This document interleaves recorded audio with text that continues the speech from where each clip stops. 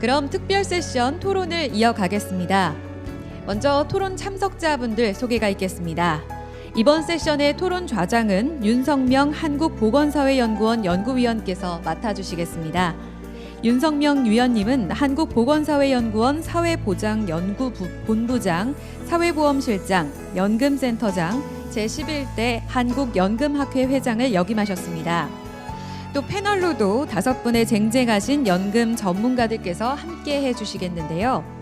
먼저 권문일 국민연금연구원 원장님은 덕성여자대학교 사회복지학과 교수, 제8대 한국연금학회 회장 등을 역임하셨습니다. 다음 패널로는 김용하 순천향대학교 IT금융경영학과 교수님으로 김용하 교수님은 제4대 연금학회 회장, 제9대 10대 한국보건사회연구원 원장, 보건복지부 국민연금개혁위원회 공동위원장을 역임하셨습니다. 계속해서 전병목 한국조세재정연구원 선임연구위원은 국민연금심의위원회 위원이시며 한국조세재정연구원 조세정책연구본부장과 기획조정실장 등을 역임하셨습니다. 또 이슬한 보건복지부 연금정책국장님은 보건복지부의 건강정책국장, 국민연금정책과장, 혁신행정담당관, 의료자원정책과장 등을 역임한 정통관료입니다. 마지막으로 오건호 내가 만드는 복지국가 정책위원장님은 빈곤노인 기초연금 보장연대 공동대표, 국민연금제도 발전위원회 위원 등을 맡으신 민간 전문가입니다. 그럼 토론자분들께서는 단상으로 올라와 토론을 진행해 주시겠습니다. 네, 뜨거운 박수 부탁드리겠습니다.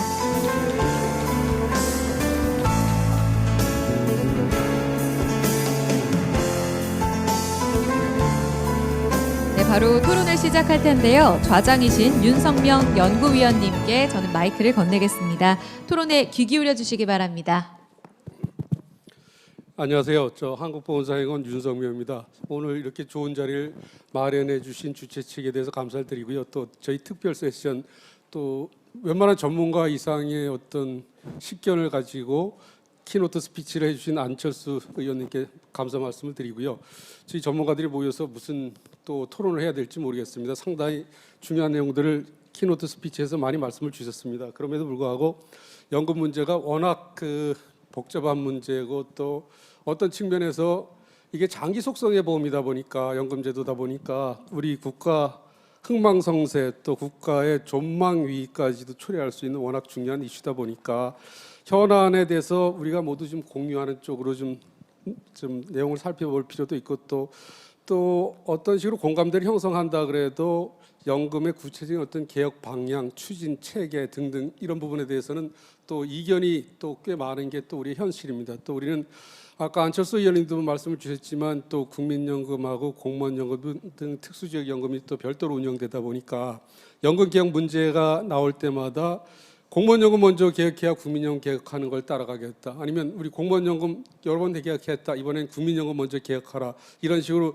굉장히 이해 집단별로 또 굉장히 상이한 어떤 문제의식을 갖고 있습니다. 이제 그런 측면에서 뭐 오늘 연금 분야의 굉장히 전문가분들 또 저 연금 정책을 주관하고 계신 연금국장님도 나오시고 또 시민단체에서 굉장히 맹활약을 하시는 우리 또 시민단체 활동하시는 분도 나왔습니다. 여러분들을 주최 측에서 잘 이제 섭외를 하셨는데요.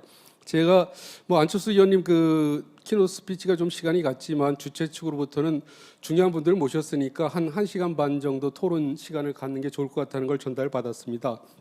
그런데 이쪽이 이제 워낙 이슈가 많다 보니까 한번 말씀을 하시면 그 다음에 다른 분들이 또 말씀 주신 거나 또 미처 말씀 못 하신 거에 대해서 말씀 주실 기회가 별로 없을 것 같아서 저희 마지막 연금 세션 토론에서는 한 분이 한 번 스피치를 토론을 다 하는 게 아니라 한 2번 많을 경우는 3번까지 기회를 드리는 식으로 좀 주제별로 짧게 일단은 지금 진행을 하도록 하겠습니다. 진행은 저희 가나다 순으로 이제 진행을 할 텐데 제 왼쪽 순서대로 뭐 많은 내용을 주셨어요. 제가 몇 개 적어놨는데 일단 많은 내용을 이미 하셨으니까 말씀을 주셨으니까 이제 안철수 의원님께서 강의 주신 내용 포함해서 지금 2022년 9월 현재 대한민국에서 연금 문제 관련해서 어떤 문제가 제일 중요하다고 보는지 또 그런 부분에 대해서 문재인 씨가 함께 가장 우선순위가 뭐가 되는지를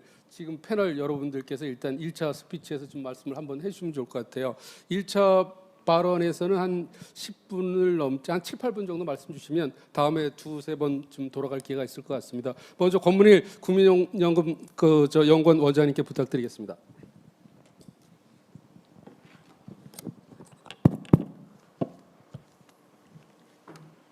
네, 안녕하십니까. 방금 소개받은 권문일입니다.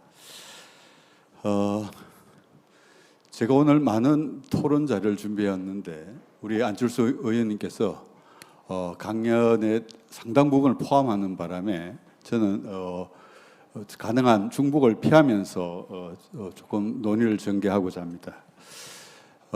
우리 한국 사회의 국민연금을 비롯한 기초연금, 또 퇴직연금, 형식으로 수많은 제도들을 우리가 가지고 있지만은 다들 문제가 있습니다. 일단은 어떤 제도가 문제가 있다는 것은 그 제도가 원래 소기의 목적, 기능을 발휘하지 못하고 있다면 문제가 되는 겁니다. 안철수 의원님께서 또 강연에서 말씀하셨다시피 우리 국민연금, 기초연금은 그 본연의 기능, 역할이라는 측면에서 문제가 있죠. 공적연금, 특히 국민연금은 두 가지 목적이 있습니다. 가장 중요한 기능은 하나는 노후 빈곤 방지고 또 다른 하나는 노후의 적정 소득을 보장하는 겁니다.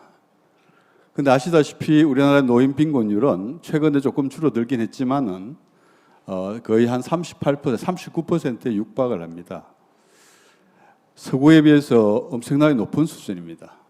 보다 더 문제는 뭔가 하면은 대부분의 국가가 인구 전체의 빈곤이나 노인 인구의 빈곤 수준은 유사합니다. 왜냐하면 같은 사회에 살고 있다라고 하면은 노인이든 비노이든 비슷한 유사한 삶을 살고 있어야 되는데 우리나라의 경우에는 일반 비노인 인구의 빈곤율은 낮습니다. 한 15% 정도, 13% 정도 되는데 그에 비해서 노인 인구의 빈곤율은 39%, 무려 3배나 높습니다. 이런 나라는 아마 OECD 국가 중에 없을 겁니다. 그건 그만큼 우리의 어떤 노후소득 보장 제도의 일환인 기초연금이나 국민연금이 제대로 기능하지 못하고 있다라는 반증이기도 할 겁니다. 그다음에 우리나라는 노후소득에서 차지하는 공적연금이 차지하는 비중이 불과 한 25% 정도에 불과합니다. 대부분의 OECD 국가에서는 공적연금이 노후소득에서 차지하는 비중이 대략적으로 한 57%, 60% 가까이 됩니다. 그만큼 공적연금이라는 건 굉장히 안정된 소득이죠. 공적연금의 비중이 높을수록 노인 빈곤율이 낮거나 노후 삶의 어떤 불안정성이 줄어듭니다. 그런데 우리나라에서는 공적연금이 차지하는 비중이 25%라는 것은 굉장히 불안정하다는 이유고 이 이유를 설명하는 게 되는 거고 노인 빈곤의 한 원인이기도 됩니다. 그럼 노후소득의 상당 부분을 차지하고 있는 것은 52%에 해당하는 근로소득입니다. 과연 노후소득에서 주로 가장 많은 주된 소득이 근로소득이라는 것은 고령화 사회에 어떻게 보면은 바람직한 측면일 수도 있는데 또 다른 한편에서 보면은 보통 우리나라의 은퇴 연령이 다른 나라보다 높죠. 72세쯤 됩니다. 근데 통상적으로 어쨌든 보면은 75세 이후에는 근로소득이 끊긴다고 봐야 되는데 이 노후소득에서 차지하는 52%에 해당하는 근로소득이 만약 75세 이후에 없다라고 가정을 한다면은 결국은 이제 공적연금에 의존해서 국민연금에 의존해서 살아가셔야 되는데 국민연금의 수준은 거기에 비춰봤을 때 너무나 낮다라는 거죠. 이런 측면에서 문제가 있고 또 한편은 이게 노후소득 빈곤 방지나 적정한 노후소득을 보장하지 못함에도 불구하고 장기적으로 봤을 때 그나마 그래도 굉장히 소중한 제도입니다. 이 제도가 지속 가능성이 있느냐라는 차원에서 봤을 때 여러 가지 우리나라에는 제도가 문제가 있는가 아니라 인구학적 조건, 출산율이 너무 낮습니다. 그런데 고령화 속도는 굉장히 빠르게 진행되고 있습니다. 그러다 보니까 한 60년, 70년 이후면은 15세에서 64세 인구 생산 가능 인구 대비 노인 인구의 비율이 100%를 넘어서게 됩니다. 국민연금만 봤을 때는 국민연금보다 중요한 거는 가입자 대비 수급자 비율이 어떻게 되냐는데 가입자 대비 수급자 비율이 약 140%, 150%에 육박을 합니다. 가입자 한 명당 수급자 1.45명을 부양해야 되는 그런 구조입니다. 이런 구조 하에서는 국민연금이 만약에 현재와 같은 기금이 없다라고 생각하면은 오로지 그 해에 보험료를 걷어서 급여를 지출해야 된다고 생각하면은 보험료를 약 30에서 35% 사이를 부과를 해야 됩니다. 과연 그런 상태에서는 지속 가능성이 없죠. 이런 두 가지 차원에서 국민연금의 계획이 필요하다고 생각됩니다. 저는 국민연금을 계획할 때 두 가지 원칙은 지켜야 된다고 생각합니다. 이건 국민연금도 마찬가지, 기초연금도 마찬가지인데 첫째는 이거는 우리가 지금 현재 논의하고 있는 것은 현재의 문제도 해결해야 되지만은 또 한편은 미래의 어떤 문제를 해결하기 위해서 오늘 이 자리에서 토론을 하는 건데 이럴 때 누구도 제가 생각해서 비난해서는 안 된다고 생각합니다. 연금 계획에는 수많은 이해관계자가 관련되어 있습니다. 이해관계자들의 협조와 양보가 불가피합니다. 그런데 우리는 어느 순간에 청년 세대는 노인 세대를 현재 세대는 미래 세대로부터 어떤 비난을 받고 있습니다. 과연 현재 우리가 그럴 만한 그것이 정확한 진단이냐? 저는 그렇지 않다고 생각됩니다.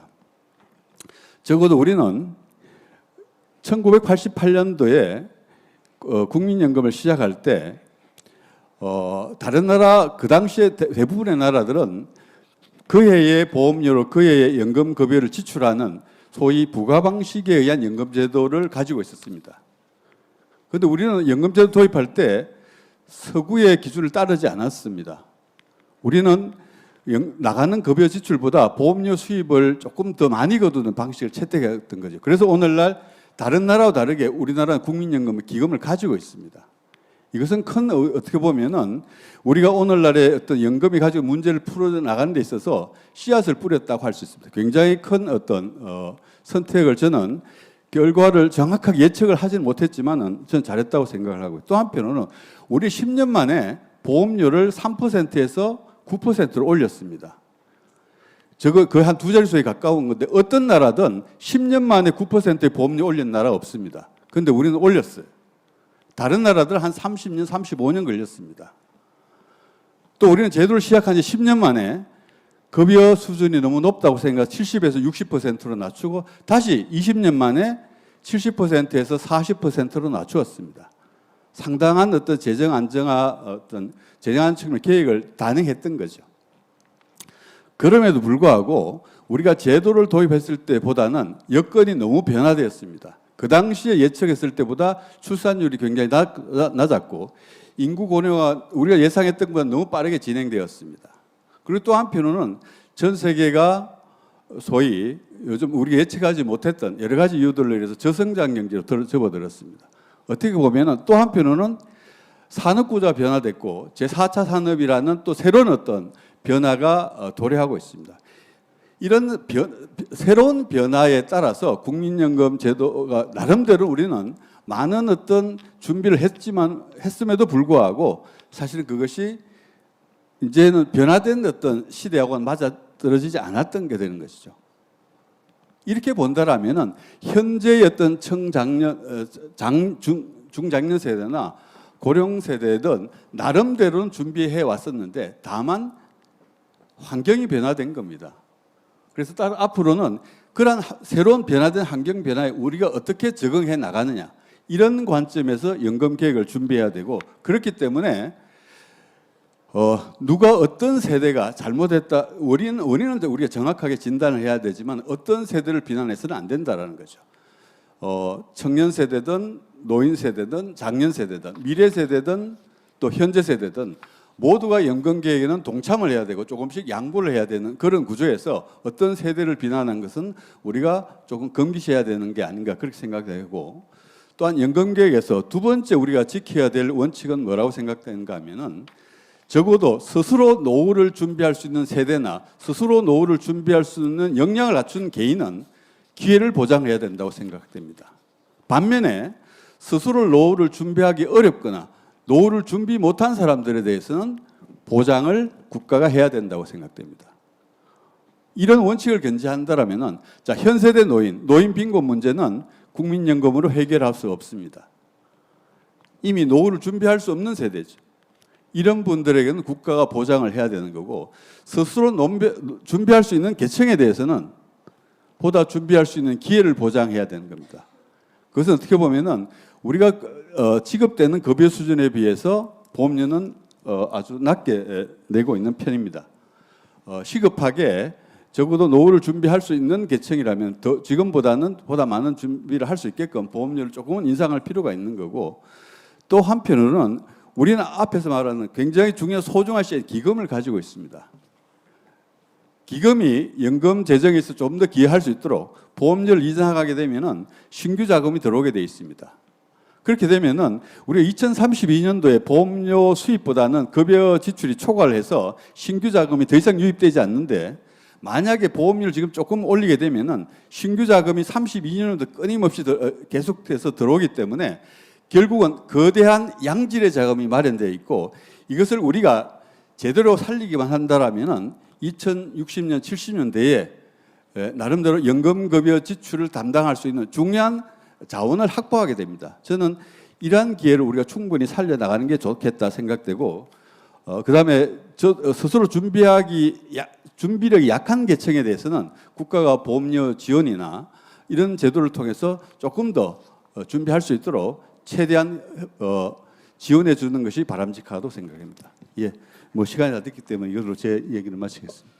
예, 감사합니다. 국민연금공단에 소속된 국민연금 연구원 원장님으로서 그 누구보다도 평소에 고민을 많이 했던 어떤 그런 내용을 좀 말씀 주신 것 같습니다. 제가 좀 요약을 해드리면 권mon일 원장님 말씀은 일단 그 연금제도와 기본적인 목적은 노후 빈곤을 방지해야 되는 거 아니냐. 그런데 우리가 빈곤이 좀 굉장히 높다. 이런 부분을 좀 고민해야 될 거고 그런데 인구학적 이유는 너무 출생률도 0.81 올 2분기는 또 0.75 떨어졌거든요. 그러니까 너무너무 인구 여건이 안 좋으니까 그럼에도 불구하고 우리가 뭔가는 해야 되지 않겠느냐 그런 말씀을 주셨고 또 굉장히 중요한 말씀을 주신 것 같아요.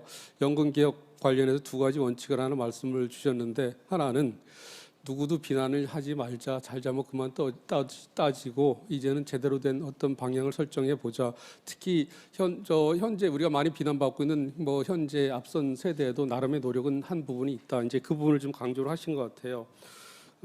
그리고 또 중요한 게 이제 아주 마지막으로 말씀 주신 게 굉장히 중요한 부분인 것 같아요. 현재 논란이 되는 부분과 관련해서 스스로 노후를 준비할 수 있는 사람한테는 더 공적 연금 제도를 통해서 잘 준비할 수 있도록 하라.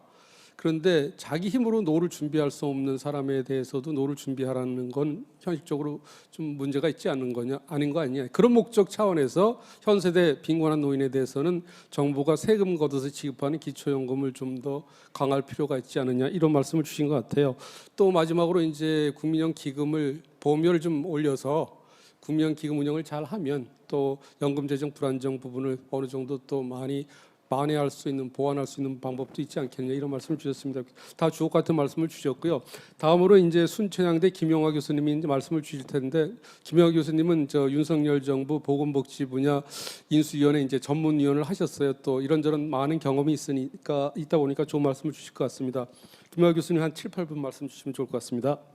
네, 오늘 우리 뭐 중요한 사실은 뭐 굉장히 중요한 포럼에서 이런 말씀을 드리게 된 것을 굉장히 영광스럽게 생각합니다. 사실 우리 권문일 원장님께서 뭐 이 연금과 관련해서 현재 우리나라 연금제도 노후소득 보장과 관련해서 문제점이라든지 그리고 그 해결 방안에 대해서 구체적으로 또 잘 말씀을 해주셔서 제가 뭐 사실 그 이야기를 하려고 왔었는데 다 말씀하셨어요. 그래서 내가 뭐 뭘 할 건가 지금 고민스러운데 그래서 뭐 저는 이제 구체적으로 딱 한 가지만 좀 말씀드리려고 합니다. 2057년 기금 고갈 문제, 우리 이 기금 고갈이 2055년에 발생한다든지 뭐 더 일찍 발생한다든지 말씀도 있지만 우리나라의 공식 국민연금 추계 결과는 2018년에 만들어진 4차적 계산에 따라서 2057년에 고갈되는 것입니다. 문제는 2057년에 정기기금 고갈된다는 것 때문에 이제 사실은 연금 개혁에 대한 논의가 지금 많이 활발히 일어나고 있는 거고, 결국은 2057년 문제 해결이 핵심 과제라고 생각합니다. 물론 이제 2057년 문제가 해결된다고 해서 다른 직영연금 문제라든지 기금 운용 문제라든지 퇴직연금과의 관계성이라든지 기초연금과의 관계성 문제라든지 이런 것이 같이 해결되는 건 아닙니다. 그렇지만 기본적으로 2057년 문제에 대한 답을 찾으면 다른 문제들은 부차적으로 단계적으로 해결될 수 있는 가능성이 있다라고 생각하고, 핵심 문제는 2057년 문제의 해결이다라고 저는 생각합니다. 2057년에 적립기금이 고갈된다고 하니까 지금 많은 사람들이 걱정하는 것은 2057년 적립기금이 고갈되면 2057년 이후에 연금을 받게 되시는 분들이 연금을 받아야 되는 분들이 연금을 받을 수 있나 하는 걱정들을 하시는 것이 이 연금 문제에 대한 걱정의 시작이죠. 사실 여기 어르신들 보니까 2057년까지 살아 계실 분이 그렇게 많지는 않을 것 같은데 그래서 걱정도 좀 덜 하실 것 같기도 하고 한데 제 생각에는 뭐 제도가 잘 바뀌어 가지고 이 연금이 잘 충실하게 되면 뭐 100살, 120살까지 사셔가서 2057년까지 연금을 다 받을 수 있었으면 좋겠습니다. 그래서 어떻든 2057년 문제에 이제 우리 쉽게 이야기하는 것이 지금 현재 뭐 90년생, 90년대에 태어난 사람들이 딱 2057년 되면 65세 저음에 들어가게 되는데 그렇게 됐을 때 연금보험료 열심히 냈는데 적립기금 고갈돼서 연금 못 받을 것이 아닐 것이 연금 못 받지 않겠냐 하는 걱정이 이제 제일 시작이죠. 그런데 뭐 여러분이 잘 아시다시피 적립기금이 고갈된다는 의미에 대해서 뭐 연금 못 받는다는 생각을 하실 분은 별로 없을 것 같아요. 다만 제대로 받을 수 있겠냐, 못 받는 문제가 아니라 제대로 받을 수 있겠느냐 이 문제죠. 사실 뭐 예를 들면 현재 연금 체계 보험료 그냥 두고 연금 제도가 이제 적립기금이 고갈되면 적자가 발생할 거고 적자가 발생하면 그동안 이제 정부의 입장은 적자 발생해도 걱정할 거 없다. 정부가 책임진다. 정부가 재정으로 해결하니까 걱정하지 마라. 이게 이제 우리 뭐 3차 재정 추계할 때도 이야기했고 그래서 너무 걱정하지 마시라는 이야기가 그런 기본적인 기조였습니다. 그렇지만 이제 지금 4차 재정 추계하면서 이제 지금 생긴 문제는 3차 재정 추계하고 달라진 가장 큰 차이가 저출산 때문에 사실은 우리가 예상했던 만큼의 근로세대가 태어나지 않고 있고 그렇게 되면은 실제로 그 줄어든 근로세대가 부담해야 될 보험료가 너무 높아서 그리고 보험료가 아닌 국가 재정으로 부담한다 하더라도 실제로 그 부담이 너무 커서 그 당시 정부나 그 당시 국민이 그 부담을 할 수 있을 것인가의 문제가 근본적인 문제라고 할 수 있습니다. 실제로 이제 그냥 보험료로 연료만 환산하면 한 2060년 되면 우리가 이 필요 보험료율 그러니까 그 당시 적립기금이 없다고 하면 재정을 운영하는 방식은 그냥 그 당시 근로세대에게 그 당시 노년 세대에게 지급해야 될 연금액을 나누어서 분담시키는 방법입니다. 이 방법은 지금 유럽에 있는 모든 국가가 다 하고 있어요. 유럽의 대부분의 국가가 적립기금이 없습니다. 적립기금 없이도 잘 지급하고 계십니다. 그런데 이제 지급하는 방식은 그 당시 지금 현재 어르신에게 필요한 연금액이 뭐 예를 들면 100조다 하면 그 100조 원을 그 당시 근로 세대가 나누어서 분담을 하는 방법이죠. 그렇게 해서 그 계산한 보험료율이 지금 이제 국민연금 재정 계산 과정에서 놓은 보험료를 보니까 30% 정도 돼요. 30%라는 것은 소득 대비 30%라는 것은 자기 소득의 30%를 국민연금 보험료로 납입해야 된다는 거거든요. 물론 이제 30% 직장 근로자 같은 경우에 있어서는 30%를 다 부담 안 해도 되죠. 15%는 사업주가 부담하고 15%는 근로자가 부담하겠지만 그래도 보험료가 지금 현재는 9%로서 4.5 부담하는데 30%로 높아지면 지금 현재 보험료율보다 거의 3배 높아지는 거 아닙니까? 이 3배 높아지는 보험료율을 그 당시 근로세대가 부담 가능할 것이냐 하는 것이 이제 첫 번째 우리가 걱정인 것이죠. 적립기금이 없어지는 게 문제가 아니라 우리가 재정 방식을 바꾸면 그 당시 근로세대가 보험료율로 납부하면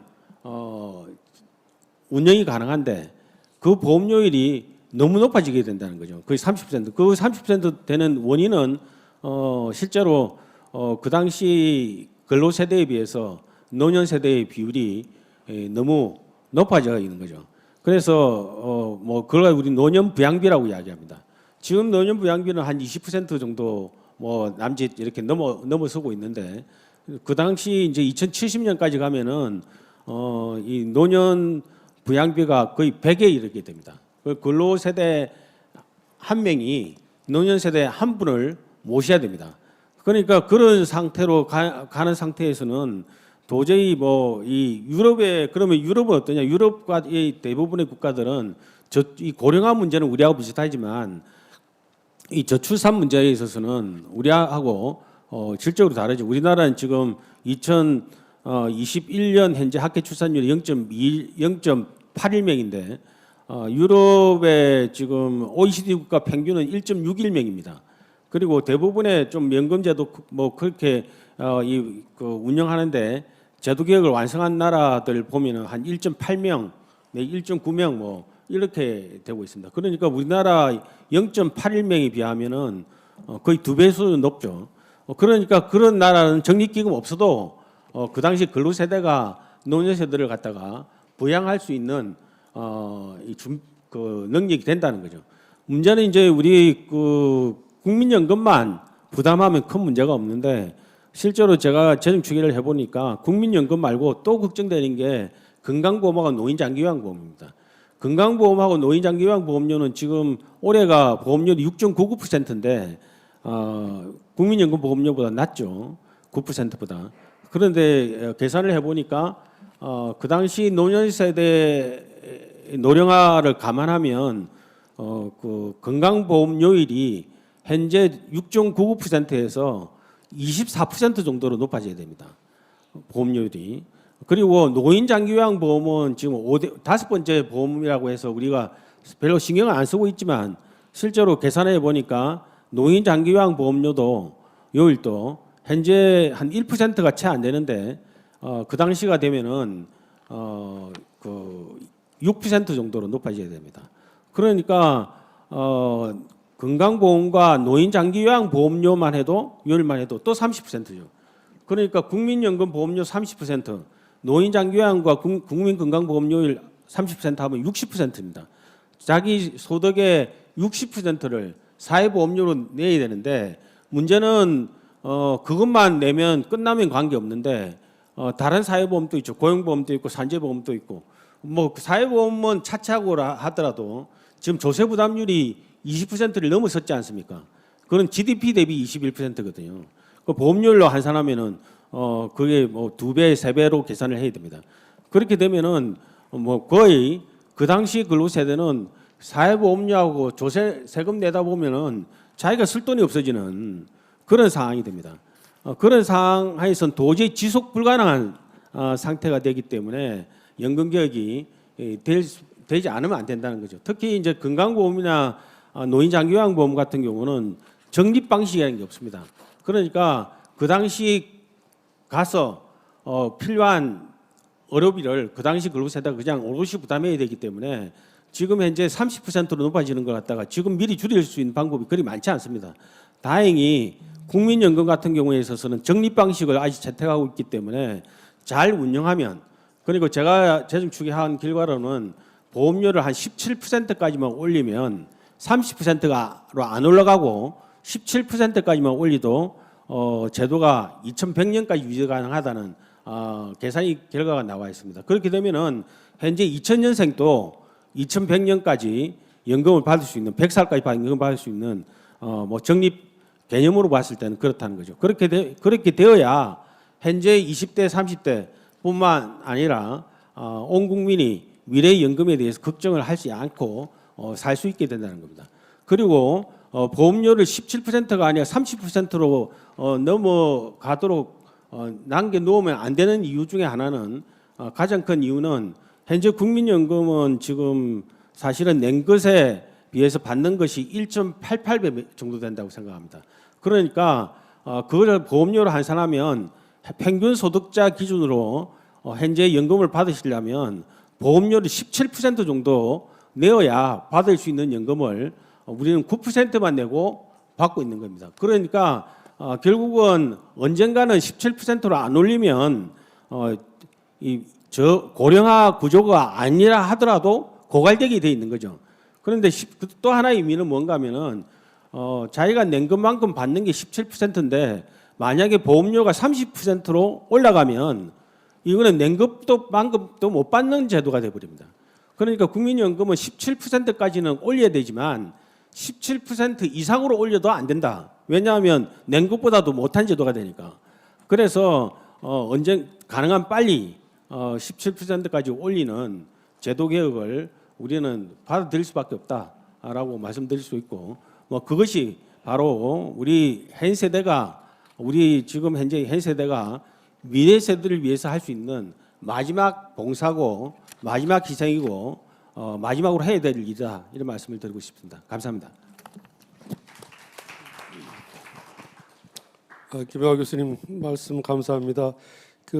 제가 짧게 요약해드리면 다른 여러 가지 요인들이 있지만 일단 국민연금 4차 지정 계산에서 나타난 2057년 기금 소진이 의미하는 바를 우리 한국적인 현실에서 제대로 이해할 필요가 있다. 이게 주된 메시지 같습니다. 연금 관련해서 워낙 여러 가지 이견들이 있다 보니까 일각에서는 우리도 유럽 국가들처럼 연금 기금이 소진된 이후에는 부과 방식 페이지적으로 가면 별 문제 없을 거 아니냐. 이제 그 부분을 중점적으로 이제 그게 우리 사회에서는 왜 불가능한지를 주로 말씀을 해주신 것 같아요. 다른 나라는 제대로 한 나라든 학교 출산율이 1.8, 1.9까지 가는데 우린 0.81에다 이미 올해는 0.75까지 떨어졌거든요. 그리고 더 중요한 게 이제 보험료 한 17%까지 올리면 한 2100년까지도 가능하다고 말씀 주셨는데 저는 제가 계산해 보면 그보다는 좀 더 많이 올려야 될 부분이 있지 않나 그런데 그건 중요한 건 아닌 것 같고 기금 운용을 또 잘하면 그분에 대해서 어느 정도 이제 또 해결 가능한 부분도 있을 거는 같습니다. 하나 참고로 일단 말씀드리면 2019년에 스위스 로잔 대학 유명한 그 학자가 있습니다. 버놀리 교수라는 분이 여수대학교 식당에서 같이 발표한 뒤에 밥을 먹으면서 우리나라 인구 구조를 제가 보여드렸더니 밥을 먹다가 2번을 다시 보자 그러더라고요. 살다 세상에서 이런 인구 구조 전망은 자기가 처음 봤다는 겁니다.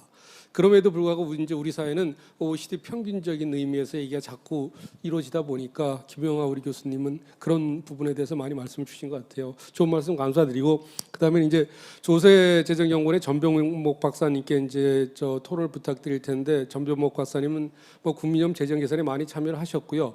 특히 5차 국민연금 재정 계산이 실질적으로 출범을 했는데 그 재정계산위원회의 전문위원회를 2개 둘 예정입니다. 국민연금 재정추계 전문위원회 위원장직을 맡고 계십니다. 지금 그래서 여러 가지 또 의미 있는 말씀을 주실 것 같아요. 전병목 박사님 토론 부탁드립니다. 예, 안녕하십니까. 한국조세재정연구원의 전병목입니다. 중요한 자리에 나와서 말씀드리게 돼서 영광으로 생각합니다. 아마 요청하신 부분이 이제 연금 개혁에서 시급한 과제가 무엇인가, 저는 한 2가지 정도로 말씀드리고 싶습니다. 첫 번째는 이제 통일된 기준을 가지고 말을 해야 된다, 이렇게 말씀을 드리겠습니다. 무슨 말씀이냐면 과거 이제 이전 정부에서 우리가 연금 개혁을 하려고 했는데 실패했습니다. 그 실패한 이유가 뭐냐 하면은 2가지 관점이 충돌했습니다. 연금 개혁에 있어서 2가지 관점. 첫 번째 한 가지 관점은 연금 제도를 지속 가능하게 만들어야 된다, 이렇게 보는 관점과 두 번째 관점, 연금 제도가 적정 소득을 보장해야 된다, 이 2가지 관점이 충돌했습니다. 근데 이 2가지 관점을 이어줄 수 있지만 이어질 수 있는 텀을 가지고 서로가 협상이나 이야기가 되어야 됐지만 그 중간을 이어지는 부분이 부족했다고 생각합니다. 예를 들면 이제 이제 지속 가능성이라는 측면은 사실은 조금 더 연금 제도에 대한 공적 연금에 대한 어떤 신뢰성을 담보하자는 것입니다. 결국은 뭐 연금 제도라는 것이 현 세대와 미래 세대의 약속입니다. 장기간의 약속이기 때문에 그 약속이 지켜질 수 있다는 어떤 신뢰를 보장하는 것이 지속 가능성, 그것을 다르게 표현한 것이 지속 가능성이라고 봅니다. 그것을 이제 중점적으로 본 관점에서는 지속 가능성을 중시하면서 어떤 다층 소득 보장 체계를 통해서 필요한 소득을 확보할 수 있도록 개혁을 하자라는 관점이었고요. 적정 소득 보장을 중요하게 생각하는 관점은 현재 노령 계층에 이미 빈곤이 만연하다. 그렇기 때문에 적절한 노후 소득 제공이 우선순위가 되어야 된다. 이제 뭐 그런 관점이 이제 중요한 이제 연금 개혁의 이유가 되어야 된다라고 하는 그런 주장이었습니다. 그렇지만 이 두 가지 관점에 사실은 충돌이 있었지만 이것은 통일된 텀으로 우리가 말을 할 수 있는 그런 것들을 중간에서 만들어내지 못했기 때문에 결국은 두 관점이 뭐가 더 중요하냐의 싸움으로 들어갔기 때문에 사실은 우리가 의미 있는 결과를 도출해내기 어렸던 것 같습니다. 그 말씀은 뭐냐 하면은 통일된 텀으로 얘기해야 된다는 것은 과연 나의 미래 연금 소득을 위해서 나는 어디만큼 부담을 해야 되느냐, 사실은 그것이 핵심인 겁니다. 그것이 핵심이라는 것은 뭐냐 하면 나의 미래 연금 소득을 준비하는데 아까 우리 김용화 교수님이 말씀하셨다시피 내가 100원을 내면 188원을 지금 받는 구조인데, 그 말씀은 다시 말하면 내가 부담하는 비중이 2.8 중에 1이기 때문에 거의 뭐 한 40% 정도 되나요? 40%는 좀 넘고 하여튼 50%가 채 안 되는 한 40%. 그러니까 자기가 부담하는 비중이 적다는 것이죠. 그러면 우리가 제도를 유지하기 위해서 그러면 내가 부담해야 될 부분과 미래가 부담해야 될 부분, 우리가 미래 세대에 이런 약속을 던지기 위해서 그러면 어느 정도 수준의 부담을 나누는 것이 좋을 것인가에 대해서 얘기를 시작했으면 훨씬 더 우리가 합의점을 찾는데 좀 더 도움이 되지 않았을까 그런 생각이 듭니다. 그런 동일한 기준이 없었기 때문에 지속 가능성이 중요하다. 물론 중요합니다. 아주 중요하죠. 약속을 지키는 밑바탕이 지속 가능성이기 때문에. 물론 또 적정 소득 보장이 중요하다. 왜냐하면 연금의 존재 이유 자체가 노후 소득을 마련하기 위해서 연금 제도를 만들었기 때문에 그런 소득을 마련하는 것도 중요하죠. 그래서 그 중간을 이어줄 수 있는 기제가 없었기 때문에 그것들을 좀 조화시킬 수 있는 기제를 우리는 이제 마련해서 이번 연금 개혁에서는 나아가야지 공감대를 형성하는 데 더 필요하겠다 그런 생각이 듭니다. 제가 단상에 올라오기 전에 우스갯소리로 우리 안철수 의원님의 국민들의 연금개혁에 대한 공감대는 아주 높았다. 또 여야가 모두 연금개혁에 대해서 동의했다. 그런데 사실은 강론에 들어가게 되면 그 연금개혁의 방향은 다릅니다. 우리 이미 지난번에 경험했던 것과 같이 한쪽은 지속 가능성에 중점을 두고 한쪽은 또 적정 소득 보장에 또 중점을 둘 수밖에 없습니다. 그래서 이것들에 대해서 우리가 통일된 텀으로 말할 수 있는 시도를 해야지 우리가 개선될 수 있다. 좀 더 가능성이 있다. 그렇게 말씀을 드릴 거고요. 두 번째는 일시적인 문제와 구조적인 문제를 구분해야 된다. 그렇게 말씀을 드리겠습니다. 무엇이냐 하면은 국민연금 제도가 현재 성숙되지 않았습니다. 현재 빈곤 상태에 있는 고령계층은 국민연금에 가입하고 싶었지만 가입할 수 없었거나 가입했지만 제도가 너무 늦게 도입됐기 때문에 아주 가입 기간이 짧습니다. 그렇게 해서 나타난 낮은 국민연금 소득과 젊어서부터 일을 시작하면서부터 국민연금을 가입해서 쭉 일해서 은퇴했을 때 받을 수 있는 국민연금의 소득에 분명한 구분은 있어야 된다. 그렇게 말씀을 드리겠습니다. 그것은 뭐냐면 현재 나타나고 있는 현재 고령층에 나타나고 있는 빈곤 부분의 일정 부분은 상당 부분은 제도가 지금은 있는 것처럼 보이지만 그분들에게는 사실상 없었기 때문에 나타나는 빈곤 문제는 일시적인 문제라는 것이죠. 왜 일시적인 문제와 구조적인 문제를 구분하자고 하냐면은 일시적인 문제는 일시적인 수단을 통해서 우리가 접근을 해야 됩니다. 왜냐하면 그것은 일시적인 문제이기 때문에. 그런데 어떻게 보면 현재 문제에 너무 매몰되다 보면 일시적인 문제를 구조적인 문제로 대응합니다. 현재 고령층의 빈곤율이 너무 높기 때문에 앞으로 쭉 이어갈 예를 들면 뭐 기초연금을 많이 높여야 된다.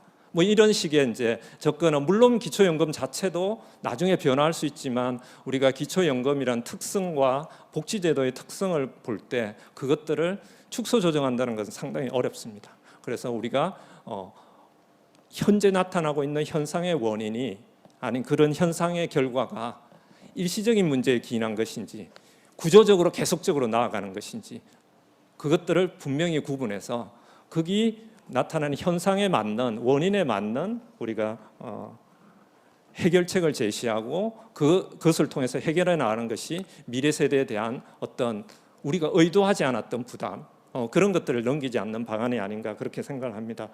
현재 많이 나타나고 있는 사실은 뭐 낮은 연금에 이런 부분들은 뭐 분명히 우리가 풀리 국민연금에 가입했을 때 나타나는 부분과 그렇지 않은 부분을 분명히 구분해야 되고 그렇지 않은 부분에 대한 대응은 일시적인 수단 저는 뭐 안철수 의원님의 그 발표 중에 있었던 차등적인 기초연금 그런 것들도 충분히 역할을 할 수 있다고 생각합니다. 차등적인 기초연금이라는 것은 결국 그분의 노후소득 상태에 따라서 연금 상태에 따라서 차등적으로 지급하는 것이기 때문에 그런 부분들도 그런 부분이 조금 더 우리가 원인에 맞는 솔루션을 제공하는 그런 수단이다. 그래서 뭐 두 가지 시급한 과제는 우리가 함께 공감할 수 있는 함께 얘기할 수 있는 기준 관점은 다르지만 함께 얘기할 수 있는 기준을 도입해서 그것을 중심으로 얘기해야 되고 각 현상에 대한 현상의 결과가 일시적인 것인지 구조적인 것인지를 구분해서 거기에 맞는 솔루션을 우리가 찾아 나가야 되겠다 그렇게 말씀을 드리겠습니다. 예, 이상입니다. 전병호 박사님께서 뭐 올해 말씀은 안 주셨지만 굉장히 중요한 말씀을 주신 것 같아요. 저도 1, 2, 3, 4차 재정 계산 다 참여를 했는데 뭐 연금제도 개편 방향에 보면 그렇게 회의를 많이 하고 또 심야 회의를 해도 저희가 합의점 도출하기 어려운 게 서로 가려는 지향점이 다르거든요. 그래서 연금 개혁해야 된다고 아까 안철수 의원님도 뭐 대선 주자 후보들께서 합의를 하셨다 해도 강론으로 들어가면 굉장히 갈 길이 멀고 실질적인 결과를 도출하기 어려울 거다 이런 말씀을 주신 배경이 일단 저희가 연금 개혁 논의를 한다 그러면 우리가 무슨 얘기를 하는지 연금 개혁의 의미하는 바가 뭔지 이번에 5차 재정 개선 통해서 뭘 할지에 대해서 거기 참가자들이 동일된 시각을 갖고 동일된 기준을 갖고 연금 논의를 해야 된다. 이건 굉장히 중요한 말씀인 것 같고요. 또 두 번째도 굉장히 중요한 말씀인 것 같아요. 우리가 OECD 회원국 중에서 노인 빈곤율이 제일 높다 뭐 등등 이런 얘기들이 나오는데 이거는 뭐냐면 다른 OECD 회원국들은 증조 할아버지 할머니 고조 할아버지 할머니도 연금을 받았는데 지금 우리나라 상당수 어르신들은 연금 가입할 기회가 없었거든요. 1988년에 연금제도가 도입됐지만 전 국민 대상은 1999년 4월에 이 제도가 도입했어요. 뭐 연금제도가 도입됐다고 이미 연세가 50, 70, 60 70대 분들은 가입할 수도 없고 가입해도 5년, 10년밖에 안 되지 않습니까? 그러니까 연금액이 당연히 적은데 그런 부분들을 저희가 아주 무시하고 제대로 고려하지 않고 지금 같은 상황이 앞으로도 계속 진행될 것 같은 어떤 그런 부분들에 대해서 또 우리 국민들이 많이 생각을 갖고 있는 것 같아요. 그런 부분을 굉장히 아주 잘 설명해 주셨다는 측면에서 굉장히 중요한 토론이었던 것 같습니다. 이제 다음으로 토론을 해주실 분은 보건복지부 이슬한 연금국장님이십니다. 근데 이분이 이제 굉장히 경험이 많으세요. 노무현 정부 때 굉장히 우리가 힘든 개혁, 2007년 연금 개혁할 때 당시 복지부에서 그 연금 파트에 참여를 하셨고 또 지난 문재인 정부 때는 연금 정책 과장의 보직을 맡으셨어요. 그리고 이번에 윤석열 정부에서는 또 추진력이 강해서 그러신지 얼마 전에 연금국장으로 이렇게 보직을 또 받으셨습니다. 저희가 기대하는 바가 굉장히 클 것 같은데 이슬한 국장님으로부터 좀 중요한 말씀을 들어보도록 하겠습니다. 네, 네, 복지부 연금정책국장 이슬한입니다. 이 추진력이 있었으면 연금 개혁을 제가 했지 않았겠습니까? 네, 추진력이 잘 없었던 것 같아요. 예, 말씀하신 대로 2008년에 제가 연금 재정과장 했었고요. 그다음에 지난 정부죠, 문재인 정부 때 정책과장을 해서 이제 기금하고 제도하고를 다 이해는 하고 있는데요. 아까 이제 원래 질문으로 돌아가서 뭐가 제일 문제냐? 지금은 아까 제가 안철수 의원님께도 말씀을 드렸는데요. 지금의 제도는 이렇게 막 빚을 만들고 있는 구조예요. 그러니까 제가 신문에서 어떤 사설에서 봤는데 어느 부모가 자식한테 빚을 넘겨주고 싶겠냐, 그런 부모는 없다, 세상에 그런 부모는 없다, 이렇게 얘기하는데 현재 연금은 좀 그런 모양이에요. 그러니까 내시는 것보다 받아가는 그 연금액이 훨씬 많은 거죠. 한 가지 더 아쉬운 점은 우리가 의도하든 의도하지 않았던 간에 인구 구조가 굉장히 우리나라가 좀 복잡합니다. 실제로 두 번의 베이비 부머 세대들이 있었고 55년부터 62년 정도까지 1세대 베이비 부머들이 계시죠. 이분들이 이제 금년부터 연금 수급자로 바뀌셨어요. 사실 연금 개혁을 하려고 그러면 내는 분들이 좀 많으실 때 했었어야 되는데 사실 그 부분을 뭐 아쉽습니다만 이제 지난 정부에 아까 우리 전병무 위원장님도 말씀 주셨는데 뭐 이렇게 논점을 잘 맞추지 못해서 개혁을 못하면서 보험료를 올리면 재정이 좋아지는 모습이 내는 사람이 많았을 때 했어야 되는데 그 부분을 놓쳤다는 거고 지금 1차 베이비 부머가 전 인구의 한 13.7%가 그럴 겁니다.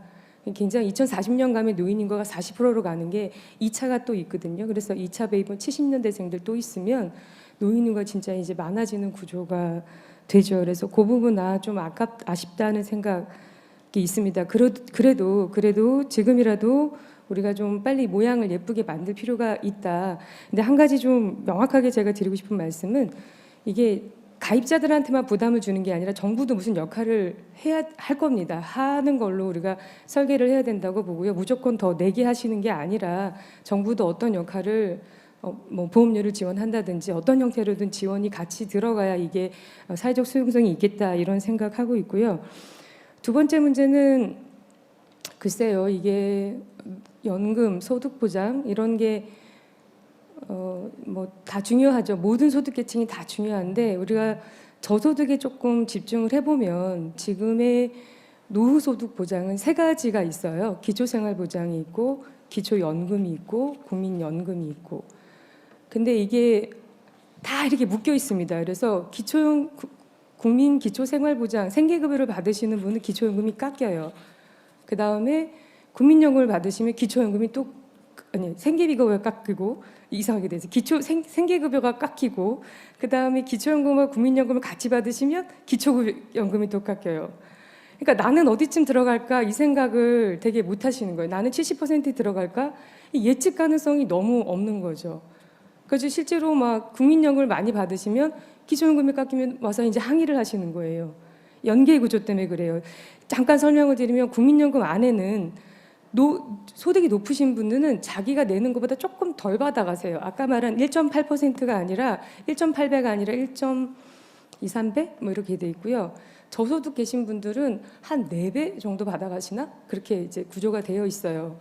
그러니까 나라가 재분배하는 그 구조가 국민연금에 있으니 기초연금은 나라가 주는 돈이니까 좀 덜 받아가요. 이렇게 얘기하는데 사람들은 왜 나는 다 안 주지? 이런 말씀을 이제 하시는 거죠. 그래서 이게 이상한 기초연금이라고 말해도 되는지 모르겠는데 아까 전병무 위원장님 말씀하신 것처럼 이거는 현 세대 노인을 위해서 만든 거고요.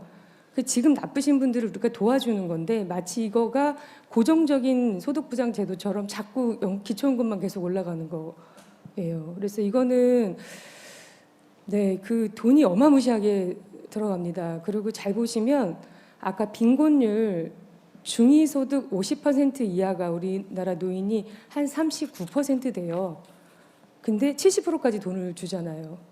이게 맞는 건가? 우리가 한 번 더 생각을 해볼 필요가 있다는 말씀인 거고요. 그래서 정부는 지금 뭐 기초연금 얘기가 많지만 국민연금하고 기초연금하고 같이 봐야 된다. 그래서 전체 소득별로 노인이 얼마나 받을 수 있는지를 명확하게 알려드리고 예측 가능성을 드려야 된다.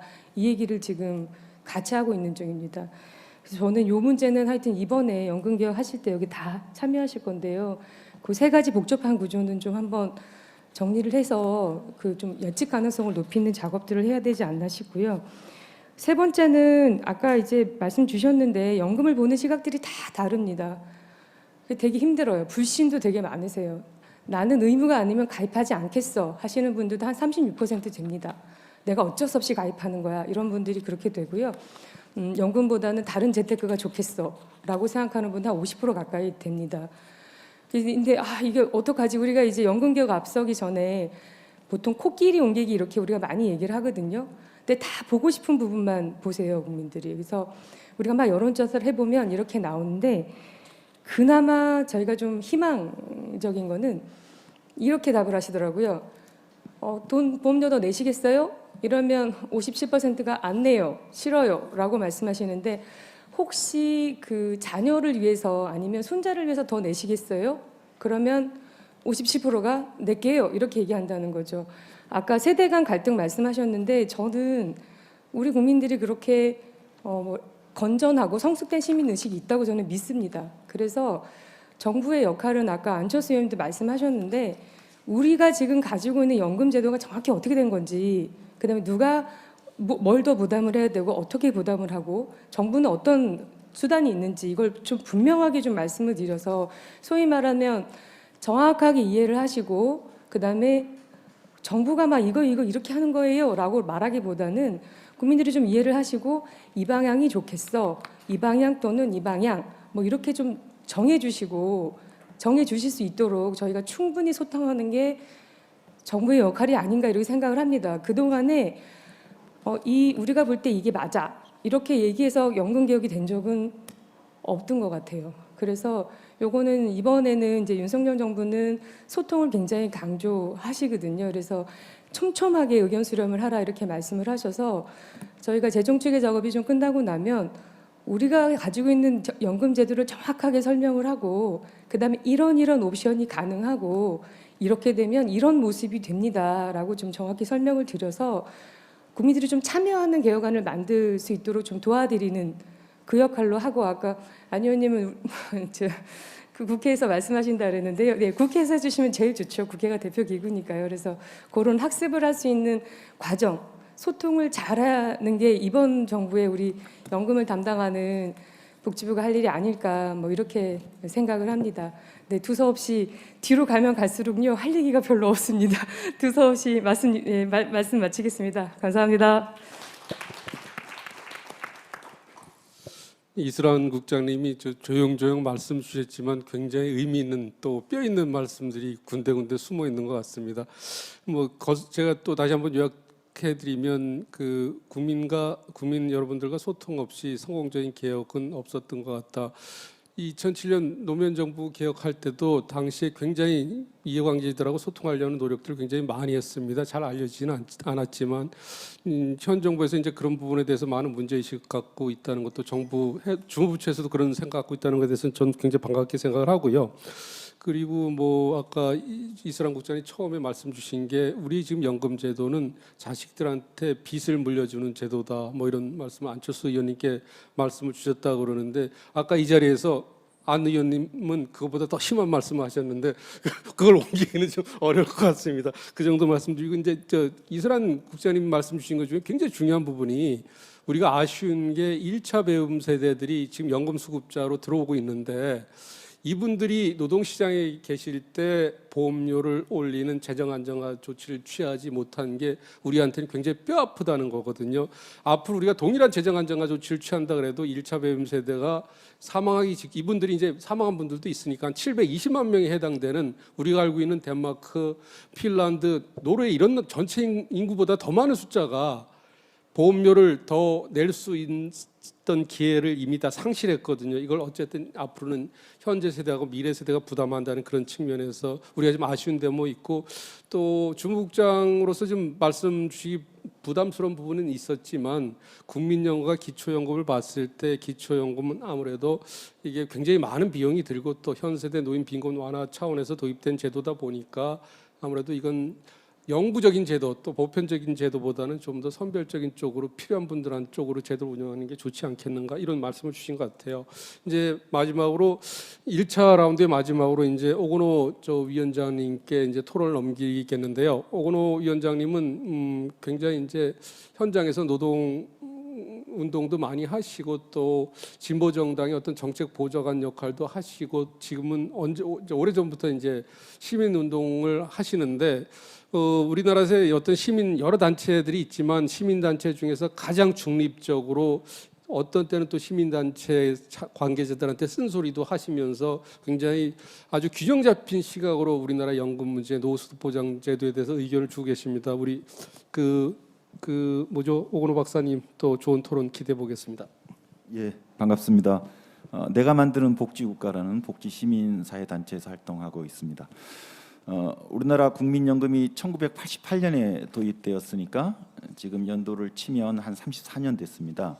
그러면 꽤 이게 역사가 오래되었구나 이렇게 볼 수는 있지만 연금이라는 게 세대와 세대를 이어가는 것이기 때문에 연금 제도로 보면 청소년기의 제도입니다. 그리고 지금 이 시점에서 우리가 연금 개혁의 과제를 안고 있는데 저는 우리보다 훨씬 전에 공적연금을 도입해 온 나라들, 그 나라들은 1900년, 지금부터 100년 전부터 연금 제도를 운영해 왔거든요. 저는 그래서 다른 나라들의 연금 제도에서 주는 시사점을 저는 중요하게 볼 필요가 있다고 생각합니다. 서구 나라들은 한 1980년, 그러니까 한 40년 전부터 연금 개혁을 했는데 지난 40년 과정을 쭉 봤을 때 저는 두 가지를 주목을 해요. 하나는 지속 가능성을 확보하기 위해서 무척 노력을 합니다. 그 전에 20세기 중반에는 경제도 아주 호황이고 인구 조건도 좋았던 시기, 경제 황금기뿐만이 아니라 공적연금에도 황금기였습니다. 그런 찬란한 시기가 있었습니다마는 아시는 것처럼 인구 환경이 급격히 공적연금에 불리하게 작용하다 보니까 그 환경에 대응하느라고 불가피하게 연금 개혁에서 지속 가능성을 주목하게 됩니다. 그리고 놀라울 정도로 어떻게 이런 조치까지 취하지라고 할 생각할 정도로 다음 세대와의 지속 가능성을 위해서 굉장히 많은 재정 안정화 조치들을 지금 취해 오고 있고 현재 대부분의 선진 나라들은 미래에도 우리나라 공적연금은 재정적으로 지속 가능하다는 그런 검증 보고서를 받아 안고 있습니다. 그러니까 신규 가입자들도 그 보고서를 보면서 믿고 제도가 이렇게 운영될 것이고 내가 노인이 되었을 때도 이렇게 받겠구나라는 신뢰를 가지고 지금 이제 이게 진행되고 있거든요. 그리고 또 하나는 근데 문제는 지속 가능성 개혁은 결국은 재정의 지속 가능성을 의미하는 것이고 보장성의 희생을 양보를 수반하는 겁니다. 이제 그거를 시민들이 받아들인 건데요. 그러면 지속 가능성 때문에 보장성은 전반적으로 낮아지는데 서구에서 보장성이 낮아지는 것이 불가피하긴 하지만 낮아지더라도 양보하지 않는 선이 있어요. 그게 뭐냐면 저소득 은퇴자입니다. 공적 제도의 보장성이 낮아지면 중간계층 이상의 노인들은 공적 제도 외에 다양한 노후소득 수단들을 작동시킬 수 있지만 중간 이하의 노인들께서는 그런 수단이 없거든요. 그런데 지속 가능성을 높이느라고 전체적으로 보장성을 낮추다 보면 저소득 은퇴자들이 사실상 의미 있는 노후 생활을 하기 어렵게 된 겁니다. 그래서 보장성에 있어서는 저소득 노인의 보장성을 오히려 더 강화시킵니다. 우리나라의 기초연금을 비롯해서 기초보장, 저소득 노인들의 기초보장이 무척 강화됩니다. 저는 이 두 가지 시사점이 한국에 주는 면이 되게 크다고 봐요. 하나는 아까 지속 가능성의 문제고 우리 많은 분들이 말씀해 주시는 것처럼 그 지속 가능성 개혁의 핵심은 국민연금입니다. 그 내부에 내고 받는 것의 격차도 너무 크고 다른 나라에 비해서도 그리고 인구 환경도 좋지 않기 때문에 지속 가능성을 위한 연금 개혁 조치가 꼭 필요하다고 보고 뭐 그것의 핵심은 역시 보험료율 인상입니다. 여러 여론조사에 보면 당연히 보험료 인상에 대해서는 부담을 갖지만 아까 이수란 국장님도 말씀해 주신 것처럼 저는 이거를 시민들과 어떻게 소통하느냐 소통 방식의 문제라고 봐요. 그렇지 않아도 국민연금에 대한 신뢰가 높지 않은 상태에서 연금보험료 올리겠습니까? 다 노라고 대답을 하죠. 하지만 다르게 질문하면 결국은 부모로서 이 연금 제도로 인해서 내 자식과 내 손주들이 더 부담이 가중되는 제도인데 어떻게 하시겠습니까? 그냥 갑시다라고 말할 부모 세대가 없다고 생각합니다. 그래서 우리가 우리 사회에서 뭐 임금이든 소득이든 뭐 부동산 가격이든 이런 거는 동시대 계층과 집단 간의 이해관계에 충돌이 있는 거기 때문에 사회적 합의나 조정을 만들어내기가 무척 어려우리라고 생각해요. 하지만 국민연금에서의 재정적 지속 가능성은 우리 지금 이 시대 여기 있는 우리 모두의 현 세대 혹은 부모 세대와 자식 세대와 손주 세대라는 이 세대 간의 의제이기 때문에 저는 우리 시민들과 전문가들과 또 정치권이 대단히 지혜롭게 이 논의를 한다면 저는 보험료 인상이라는 지금 24년 동안 국민연금 보험료 9%가 그대로인 상태이거든요. 이 9%를 넘어갈 수 있을 거라고 생각이 들고, 당연히 보험료를 올릴 때는 그거조차도 부담이 되는 계층들이 있습니다. 저소득 계층이나 특히 도시지역 가입자들은 보험료를 전액 본인이 부담하고 계시거든요. 저는 이건 좀 불합리하다고 생각합니다. 아마 이런 부분에 대한 보험료 지원이 정부의 몫이라고 생각합니다. 두 번째는 아까 서구에서 제가 주목했던 저소득 은퇴자들에 대한 소득 보장입니다. 당장 우리나라에서 노인 빈곤율로 나타나고 있는 거고요. 지금 저소득 노인에게 주어질 수 있는 소득 보장은 결국은 기초연금 그리고 노인 일자리 사업 이 정도이거든요. 그럼 이제 기초연금을 보면 지금 당장 정치권에서도 이게 하반기에 굉장히 논점으로 등장한 뉴스를 봤습니다만, 이 지금 특히 저소득 노인에게 중요한 영향을 미치는 기초연금을 어떻게 할 것인가인데, 저는 항상 이 기초연금의 논란이 지금 70% 노인한테만 줄까? 아마 현 정부는 그러한 방향으로 국정과제를 설정했고, 지금 야당에서는 100% 노인에게 다 주자라는 건데, 저는 이때 이런 뉴스를 볼 때마다 계속 아쉬운 게, 제가 친복지 단체에서 일을 하고 있다 보니까 복지국가 급여의 기본 원리는 보편주의거든요. 저도 이제 그거를 옹호합니다. 이 보편주의는 뭐냐면, 노인으로 예를 들면 그 누구도 공적 노후소득 보장에서 배제되는 자가 없어야 됩니다. 그러면 이 보편주의는 어떻게 우리가 판가름할 수 있느냐? 두 개의 척도를 얘기하거든요. 하나는 배제되는 자가 없어야 된다, 모두를 포괄해야 된다라는 포괄성이고, 포괄하면서도 급여 수준은 일정 수준을 적정하게 유지해야 되지 않겠습니까? 그래서 포괄성과 적정성을 구현하는 어떤 제도면 이거는 복지국가에 걸맞는 보편주의 제도야라고 인증을 줄 수 있습니다. 그런데 그 포괄성과 적정성을 구현하는 방식이 항상 하나의 제도로만 이루어지는 게 아니거든요. 근데 우리나라에서 보편 선별 논쟁이 10년 전에 무상급식 혹은 무상보육으로 시작을 해서 하나의 프로그램이 모든 계층한테 적용하면 보편, 친복지, 복지에 적극적, 일부를 선별하면 복지에 소극적, 선별, 이런 구도로 갔는데, 사실 우리가 전체적인 복지 체계를 얘기할 때는 하나의 제도만 존재하진 않거든요. 당장 우리가 노후소득 보장에도 이미 법정 제도로 기초연금, 국민연금, 퇴직연금이 있습니다. 이거는 개인의 의지와 무관한 제도입니다. 제가 하위 70%에 속하면 기초연금에 해당되고, 그리고 소득활동을 하면 의무적으로 국민연금에 가입하고, 또 1년 이상 고용된 노동자라면 퇴직연금을 받는 겁니다. 그리고 세 연금이 모두 다 혜택이에요. 퇴직연금은 기업에서 모두 다 기여를 하고, 국민연금은 아까 나온 것처럼 굉장히 혜택이 크고요. 기초연금은 세금을 통해서 연금을 지급하는 겁니다. 즉 이미 우리가 법정 노후소득 보장 제도로 세 개를 가지고 있어요. 그래서 이 세 개의 제도의 망으로 노후소득 보장의 포괄성과 급여 적정성을 구현해야 되는데, 포괄성으로 따지면 사실은 어떤 노인도 셋 중에 하나는 다 해당이 되거든요. 그래서 형식적인 포괄성은 갖추어졌는데, 급여 적정성을 보면 하위 노인들은 딸랑 30만 원 기초연금 보장밖에 없습니다. 그런데 상위 노인은 상위 30%에 해당되시는 분들은 비록 기초연금은 없지만 훨씬 두툼한 국민연금, 훨씬 두툼한 퇴직연금을 가지고 있거든요. 그래서 보편주의적 원리에서 봤을 때 오히려 지금 급여 적정성이 깨져 있어요. 급여의 격차가 너무 커요. 저소득 노인들의 법정 급여가 너무 작습니다. 그러면 노후소득 보장에서 급여 적정성의 보편주의를 강화시키는 방식은 뭐냐? 하나의 의견, 우리 기초연금을 모두한테 다 줘서 기초연금의 보편성을 구현합시다. 기초연금 프로그램에서는 그게 보편적일지 모르지만 전체 노후소득 보장으로 보면요, 지금 현행보다 가장 노후소득 보장이 더 좋아지는 분들이 상위 30%가 되는 거거든요. 못 받다가 받게 되니까. 그러면 지금의 제가 이해하는 보편주의 원리에서의 노후소득의 격차는 더 커집니다. 저는 그러면서 두 번째, 우리가 앞으로 이제 공적연금 개혁을 할 때 이 보편주의 원리에 대해서 좀 더 확장된 시야를 가질 필요가 있다. 그래야 특히 이제 기초연금 개혁에서 좀 합리적인 대안 논의가 가능할 거라고 봅니다. 이상입니다.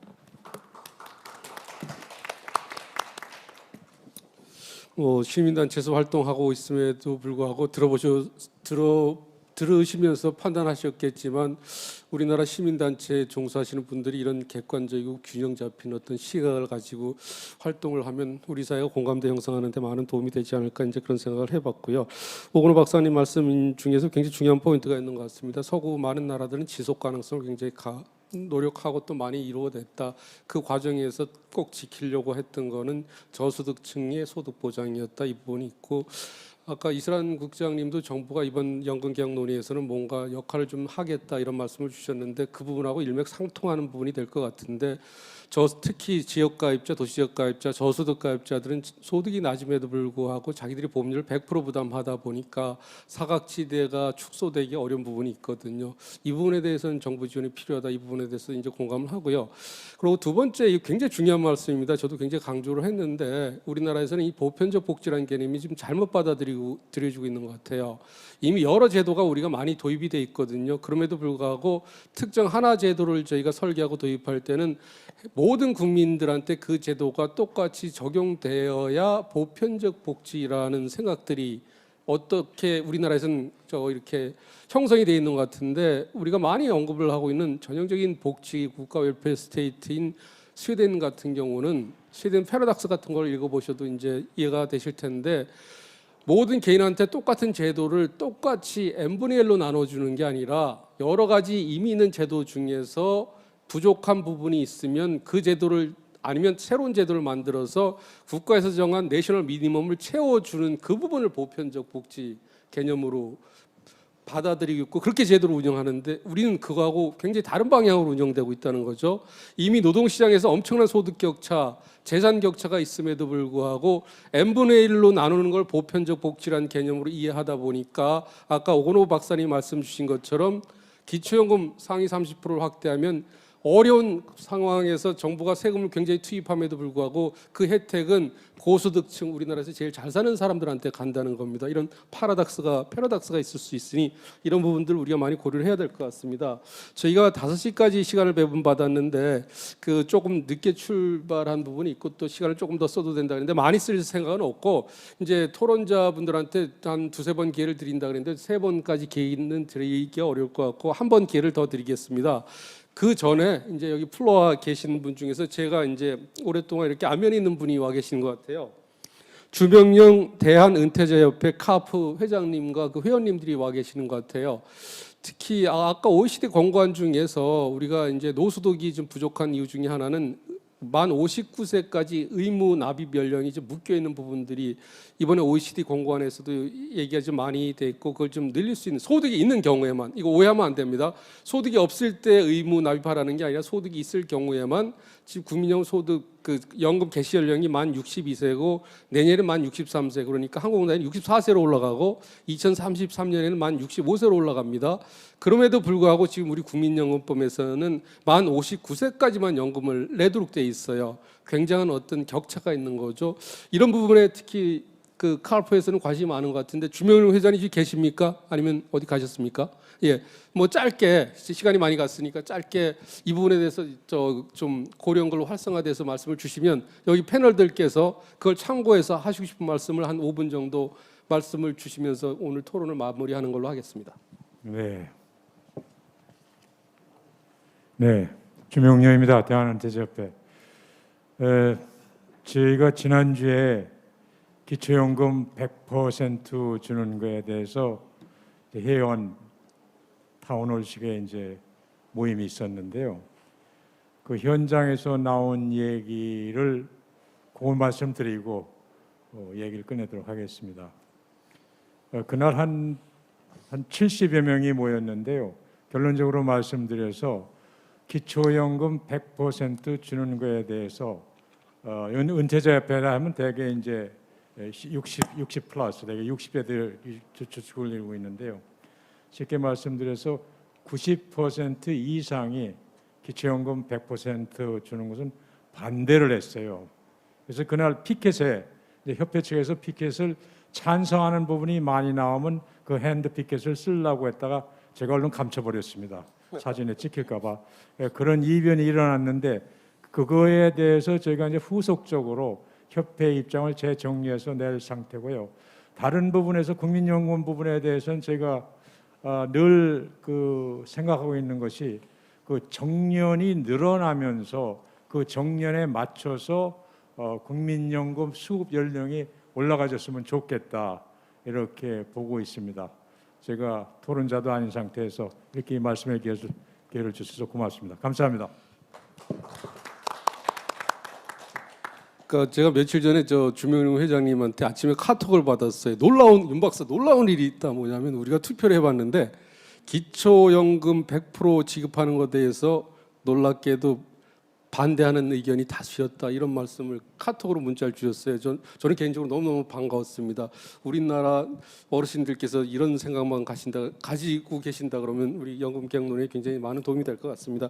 지금 이제 예정된 시간에서는 10분 남았고 저희가 늦게 출발한 걸 생각하면 저희가 한 20분 가량 쓸 수 있는 것 같아요. 그래서 지금 주명훈 회장님이 주신 이런 말씀 굉장히 중요하고 이게 또 OECD 권고안에도 있는데 제가 이제 몇 가지 이슈를 추가하면서 이 중에서 하시고 싶은 부분만 한 5분 코멘트를 주시면 좋을 것 같아요. 이제 사각지대 축소 뭐 이런 부분은 많이 이미 얘기가 나왔던 것 같아요. 지속 가능성도 나왔고 그런데 이제 지속 가능성 중에서 안 나온 게 보험료 올리는 얘기만 있지. 많은 OECD 회원국들은 자동 안정장치라는 걸 좀 도입했습니다. 자동 안정장치를 도입해서 평균 수명 증가 여부에 따라서 연금 받는 액수를 좀 줄이고 대신 고령근로를 장려해서 연금 받는 기한을 늘리면 연금액이 줄어들지도 않으면서 보험료는 상대적으로 좀 적게 올리면서 재정 안정이 달성한 방법도 있거든요. 그런 어떤 자동 안정장치 한국에서 그게 가능성이 있겠느냐 이런 부분 그다음에 다 부담스러워서 말씀을 안 주신 것 같은데 아까 안철수 의원님도 말씀을 꺼냈습니다. 이제 연금 논의가 국민연금 지금도 국민연금하고 기초연금만 얘기를 하고 있지 않습니까? 공무원사 군인연금을 포함해서 우리가 어떤 식으로 연금 논의를 하는 게 좋을 것 같다. 이제 통합 운영 관련해서 좀 의견이 있으신 분들은 좋을 것 같고요. 기초연금도 이제 많은 분들 말씀을 주셨어요. 근데 말씀 안 주시는 분도 있는데 국민연금과 기초연금의 관계를 봤을 때 기초연금은 어떤 쪽으로 좀 운영되는 게 좋을 것 같다. 의견이 있으면 좋으실 것 같고 또 납입 연령 상향 조정 이 부분에 대해서는 많은 부분들이 공감을 하지만 현실적으로 어려운 부분이 아까 김영하 교수님 우리 보험료 안 올리면 많이 올린다 그랬잖아요. 30%. 근데 우리가 또 굉장히 고민스러운 부분이 그 국민연금 보험료를 많이 걷는 나라 중에서는 퇴직연금이 없는 나라들이 또 있습니다. 북유럽 국가들은 다 그런데 우리가 퇴직연금 부담이 8.33%로 지금 국민연금 9%가 거의 비슷합니다.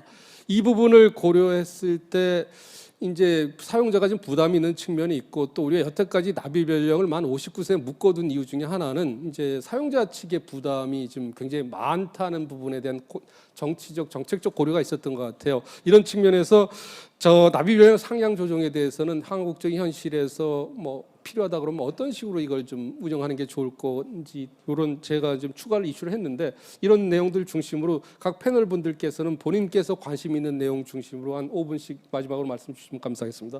권문일 원장님 말씀 주시죠. 네, 앞서 제가 말씀드렸다시피 연금 계획에는 다양한 이해관계자가 있습니다. 현재 가입한 근로자가 있고 또 사용자가 있고 수급자가 있고 또한 이런 전반적인 어떤 연금 관리 운영에 대한 책임을 진 국가가 있죠. 저는 이 연금 계획을 통해서 어떤 특정 이해관계자에게 어떤 희생을 요구하는 그런 계획안은 곤란하다라고 생각됩니다.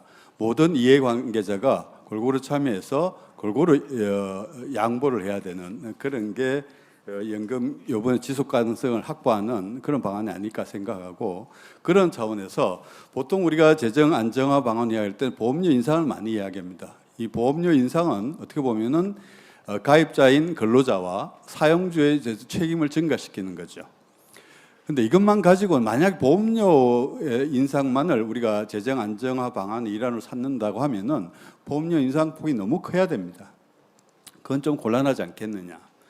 그러면 또 다른 어떤 수단들을 생각을 해야 되는데 어떻게 보면 그건 이제 연금 수급에 임박한 사람들의 어떤 양보가 필요한 수급 연령 연장이라든지 또 한편은 지금 윤석명 저장께서 이야기한 것처럼 자동 안정화 장치 도입이라든지 이런 어떤 제도적 개선이 병행해서 들어가야 된다고 생각됩니다. 그래야지만 이 보험료 인상폭을 낮출 수가 있는 것. 또 한편으로는 수급자, 가입자가 상호 양보를 하는 또 사용자의 어떤 양보를 하는 어떤 그런 어떤 전제에도 맞다고 생각되고 또 하나는 뭔가 하면은 기금에 대한 책임입니다. 우리가 사실 지금까지 기금의 역할을 재정 안정화의 어떤 수단으로서 기금의 역할을 조금 간과한 부분이 있는데 국민연금은 대규모 자금이고 양질의 자금입니다. 조금 보험료 인상을 하게 되면은 당분간 아직 급여 지출 재원을 사용하지 않아도 됩니다. 그런데 사실 이게 기금의 어떤 그 운용 수익률을 우리가 이제 인력이나 조직 체계를 조금 정비를 하고 자산 배분 정책을 조금 달리한다라면은 지금보다 수익률을 조금 높일 수 있다고 생각됩니다. 그 수익률을 높이게 되면은 이게 사실은 굉장히 놀라운 어떤 소위 복리의 어떤 그 마술이라는 게 있지 않습니까? 예를 들면 한 1.39 정도, 예를 들면 3.9% 수익률을 가정하면은 한 40년 지나면은 거의 원금의 한 4.8배 확보가 됩니다. 굉장히 어떤 놀라운 그런 건데, 근데 문제는 이제 이 시간이 많지가 않다는 겁니다. 초기에 이런 어떤 기금을 활용할 수 있는 활용할 수 있어야 되는데 이 시기를 놓치면 안 되는 거죠. 그런 차원에서 봤을 때 저는 기금과 보험료 인상과 그다음에 수급 연령 연장이나 자동 안정화 장치 같은 제도적 개선, 이 세 가지가 소위 삼위가 일체가 될 때만이 서로 이해관계자들이 조금씩 양보를 통해서 실질적으로 재정 안정화 방안을 달성할 수 있는 게 아닌가 그렇게 생각이 됩니다. 예, 짧지만 고문희 원장님 굉장히 중요한 말씀 주신 것 같아요. 이제 보험료 인상, 전 예전부터 대표적인 어떤 재정 안정 강화론자였었는데 그 보험료 인상도 필요하고 자동 안전 장치도 필요하고 또 제도 개선 노력도 필요하고 이를 포함한 제도 개선 노력과 함께 기금용 수익률 제고를 통한 어떤 보험료 인상률을 좀 줄일 수 있는 방법도 강구하자. 특히 캐나다 펜션 플랜에 대해서 저랑도 개인적으로 얘기하면 말씀 많이 주시는데 단 이제 이 내용이 좀 잘못 전달되지는 않았으면 좋겠습니다. 일부에서는 일부 경영학 전공하시는 분들은 기금 운용 수익률을 많이 올리면 국민연금 보험료를 대폭 낮출 수 있다 그러는데 저는 그 부분에 대해서는 회의적입니다. 일단 제도 균형을 맞추고 그러니까 받는 것과 부담하는 수준을 어느 정도 맞춘 뒤에 그 기금용 수익률 극대화를 추구해야지 거기에 과도하게 의존하다 보면 우리 펀드 매니저도 보면 2, 3년 굉장히 수익률이 높은 분들은 그 다음에는 피하라는 어떤 이런 암묵적인 주식시장의 어떤 이야기도 있지 않습니까? 이제 그런 관점에서 중요한 부분이 있는 것 같고 제가 빠뜨렸어요. 이게 지금 은퇴 전략 포럼인데 하나 이제 저 두 분은 고문희 원장님 말씀 주셨는데 지금 굉장히 논란이 되는 게 아까 앞선 세션에서도 말씀을 주셨는데 연기연금이라 그래서 연금을 제때 안 받고 몇 해 늦춰서 연금을 받았더니 이게 이번에 이제 건강보험료 어떤 부과기준 소득기준 개편에 따라서 예전엔 자식들한테 딸려서 피부양자로 건강보험료를 내지 않았는데 다른 사람과 달리 허리띠 졸라매고 그냥 연금 안 받고 어렵게 살았는데 연금 소득이 늘었다고 피부양자 자격 박탈 당한 것에 대해서 지금 언론에서 굉장히 시끄럽거든요. 근데 전체적으로 어떤 소득이든 건강보험 소득에 포함되는 건 맞다고는 생각하는데 우리가 이제 어떤 제도를 시행할 때마다 그걸 소프트 랜딩 아주 연착륙하는 부분에 대해서는 좀 아쉬운 부분이 있는 것 같아요. 이제 김용하 교수님부터 시작을 해서 이 문제까지 포함해서 말씀 주시면 감사하겠습니다. 우리 아까 제가 17% 보험료 중심으로 이야기를 했는데 17%면은 지금 현재 9%니까 8% 포인트를 올려야 되니까 이거 말도 안 되는 소리다 이렇게 말씀을 생각할 수도 있는데 제가 올리자는 것은 지금 바로 17% 올리자는 게 아니라 향후 한 20년에 걸쳐서 8% 포인트 올리면 된다는 이야기고요. 그리고 그것을 위해서는 우리나라 지금 대통령 임기가 5년입니다.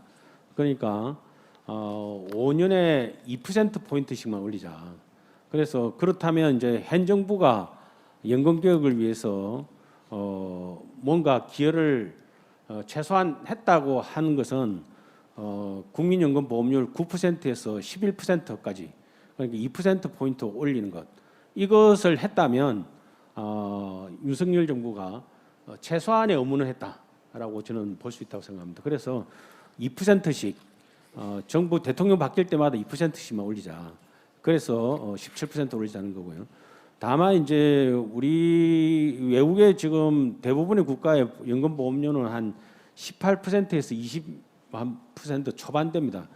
그런 측면에서 봤을 때 우리나라 보험료는 9%인데 왜 이렇게 17% 올리는 게 힘드냐라고 생각하겠지만 아까 우리 그 윤석명 우리 자장님이 말씀하셨듯이 이 퇴직 퇴직금 제도가 있습니다. 우리나라 같이 국민연금 제도가 있으면서 퇴직금 제도가 의무적으로 있는 나라는 이 세계적 우리나라밖에 없습니다. 그러니까 지금 실제로는 우리나라가 지금 그 노소득을 위한 비용 부담이 그냥 9%만 하는 게 아니라 퇴직금 8.3%를 합하면 17.3%를 이미 부담하고 있는 겁니다. 그러니까 그 부담에서 또 올리기가 굉장히 힘든 상태라는 거죠. 그래서 그런 측면에서 우리 국민연금 제도를 1986년도에 만들 때 퇴직금 제도 중에서 일정 부분, 그러니까 8.3% 중에서 3%는 국민연금 보험료로 전환한다는 퇴직금 전환금 제도가 있었습니다. 그런데 이 98년도에 연금 개혁하면서 이걸 없애버렸어요. 그래서 이 부분에 대해서 이번에 연금 보험료를 조정한 부분에 고민할 때 이 퇴직금과의 관계를 어떻게 할 것인지에 대해서도 한번 고민을 해야 된다 하는 것이 중요하고요. 특히 이제 또 보험료를 그렇게 올릴 때 우리 그 직장 가입자 같은 경우는, 사업장 가입자 같은 경우는 노사가 반분씩 하니까 실제로는 좀 부담이 조금 덜어드리는 좀 적은 느낌이 들 수도 있지만 실제로 이제 자영업자 같은 경우는 오롯이 다 부담을 하셔야 됩니다. 따라서 이 보험료 인상할 때 가장 크게 고려해야 될 부분은 자영자고, 그래서 그 자영자의 보험료 부담 중에서 일부를 국고가 지원하는 방안에 대해서는 좀 진지하게 검토를 해야 된다. 왜냐하면 지금 농어촌 지역의 자영업자들이라는 현재 그 정부가 국고 지원을 하고 있거든요. 그러니까 농어촌에 계신 분들도 힘들지만 지금 코로나 등으로 인해서 도시 지역의 자영자도 굉장히 힘드십니다. 그러니까 이런 제도 개혁을 할 때 이런 힘드신 분에 대한 특별한 고려가 함께 있어야 되지 않을까 생각합니다. 그리고 아까 이제 뭐 우리 지금 이 연금을 많이 받으면 피부 양자 자격이 박탈당하는 이 지금 이 건강보험 문제가 있지만 우리나라 저는 이제 기본적으로 여기서 계신 분들 조금 불쾌하게 생각하실 수 있지만 기본적으로 피부 양자 제도 자체는 장기적으로 없어져야 된다고 생각합니다. 그냥 소득이 있으면 소득이 있는 대로 보험료 내면 되는 거고 소득이 없으면 보험료 낼 것도 없는 거죠. 그러니까 소득이 없는 사람한테 보험료 내라는 제도 자체는 잘못된 것이지만 소득이 있으면 고령자든 젊은 사람이든 보험료를 내야 됩니다.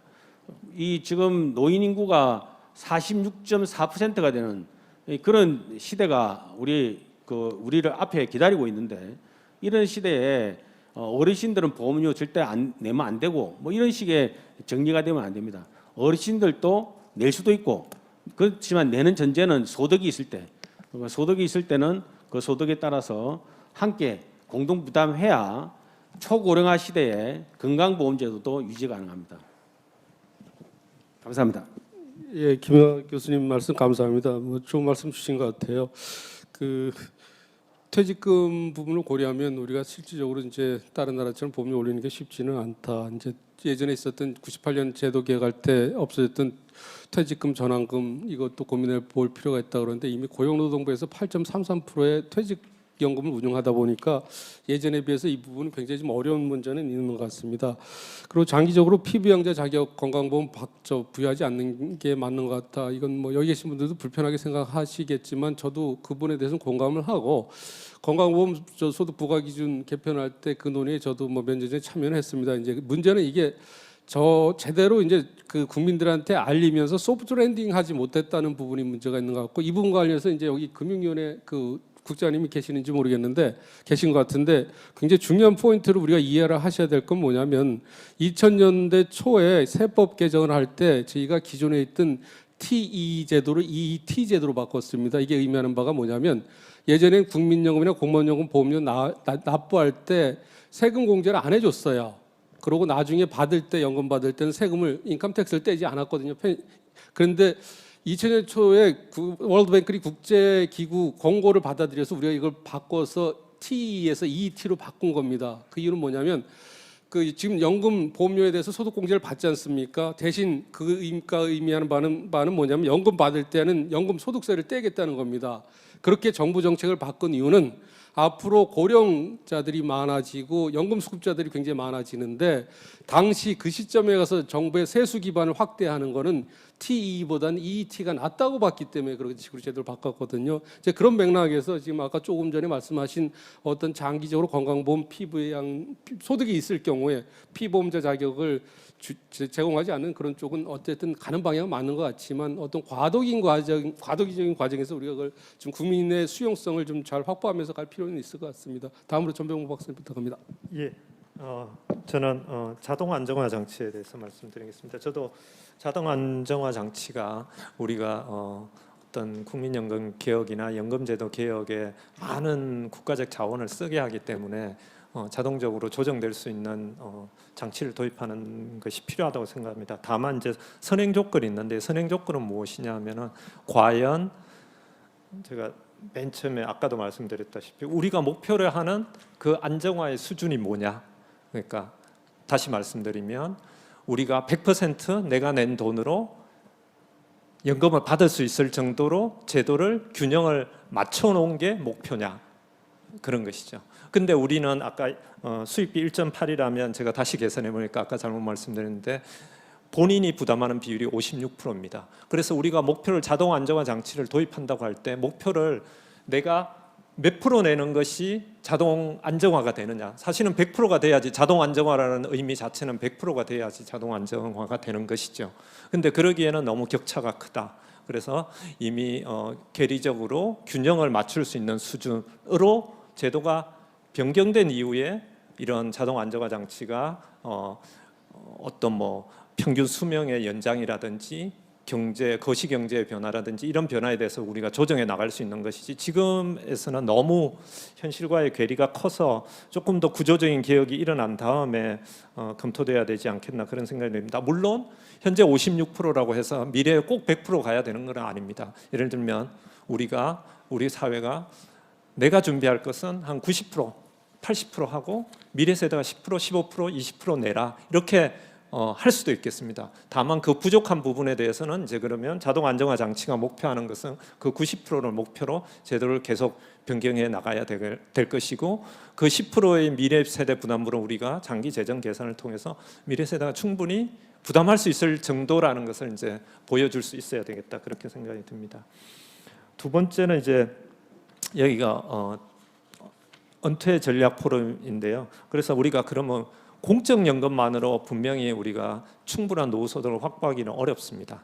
왜냐하면 정부가 개인의 필요한 노후 소득 자체를 다 알 수도 없을 뿐더러 정부가 그렇기 때문에 개인의 높은 필요를 하는 사람을 맞춰서 강제적인 제도를 높게 가져갈 수도 없고 적게 필요하다는 사람의 의견을 반영해서 낮게 가져갈 수도 없습니다. 그렇기 때문에 다층으로 연금 제도를 구축할 수밖에 없는데요.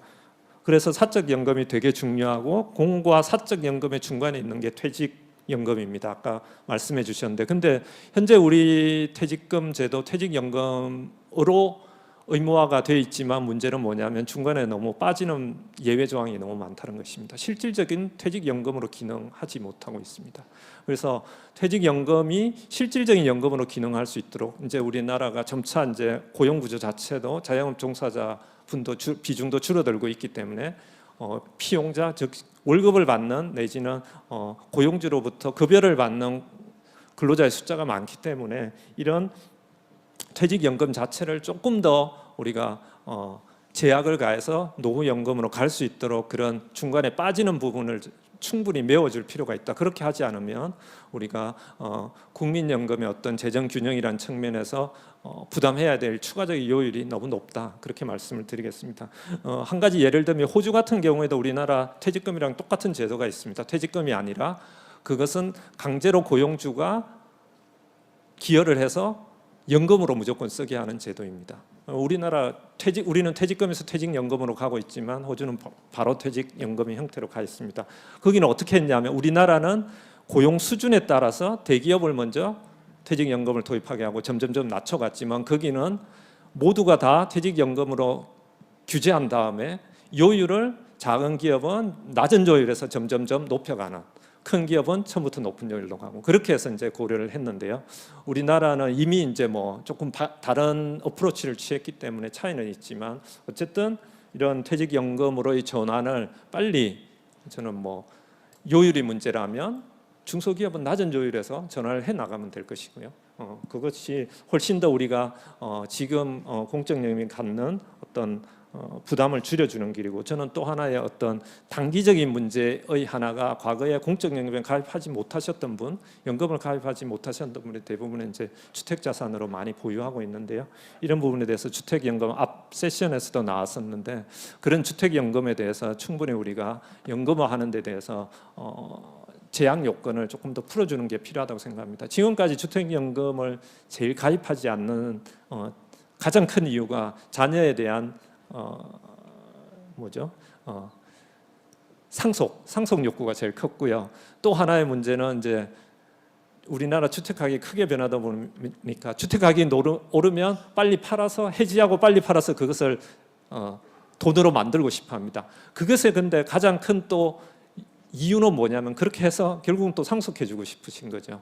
근데 사실은 주택연금에서 마지막에 팔아서 남는 돈도 결국은 남겨서 상속으로 갈 수 있는데, 사실은 조금 더 그런 상속 욕구가 컸는데, 향후에는 저는 그런 욕구도 상당히 좀 지금보다는 줄어들 수 있겠다 생각이 듭니다. 조금 더 가구도 조금 더 이제 은퇴하신 분이 자녀와 같이 살지 않고 별도의 가구로 살고 있는 경우가 있기 때문에 스스로 노후 소득을 확보하기 위해서 그런 주택연금의 이런 역할도 수요도 훨씬 더 커지고, 상속의 욕구도 사실은 조금 전통적인 자녀 세대의 부양이 줄기 때문에 좀 줄지 않을까. 그래서 조금 이런 부분을 좀 더 활성화하고자 하는 노력이 어떤 한 제도에 너무 큰 부담을 지우는 현재의 구조에서 벗어날 수 있는 길이 아닌가 생각합니다. 예, 이상입니다.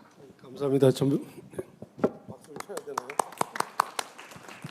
전병욱 박사님 감사드립니다. 이제 자동 안전장치를 언급을 하셨으니까 제가 코멘트를 좀 드리면, 자동 안전장치가 필요하긴 하나 지금 우리 국민연금제도나 공적연금제도의 어떤 수급 부담 구조가 워낙 불균형이니까 그걸 어느 정도 균형적인 상태로 맞춘 뒤에 자동 안전장치가 필요하다. 뭐 이런 말씀 주신 것 같고, 그다음에 퇴직연금, 주택연금 좋은 말씀 주셨는데, 하나 굿뉴스는 뭐냐면 그동안 우리가 통계에서 뭐 개인연금이나 퇴직연금, 사적연금 이런 통계를 총괄해서 볼 수가 없었는데요.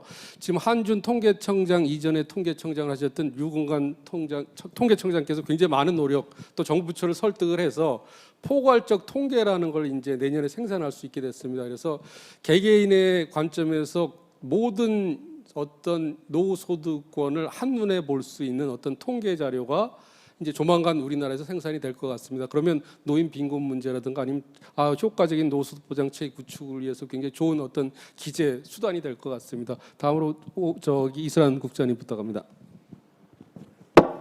네, 물어보신 거에 대한 답을 짤막짤막하게 드리겠습니다.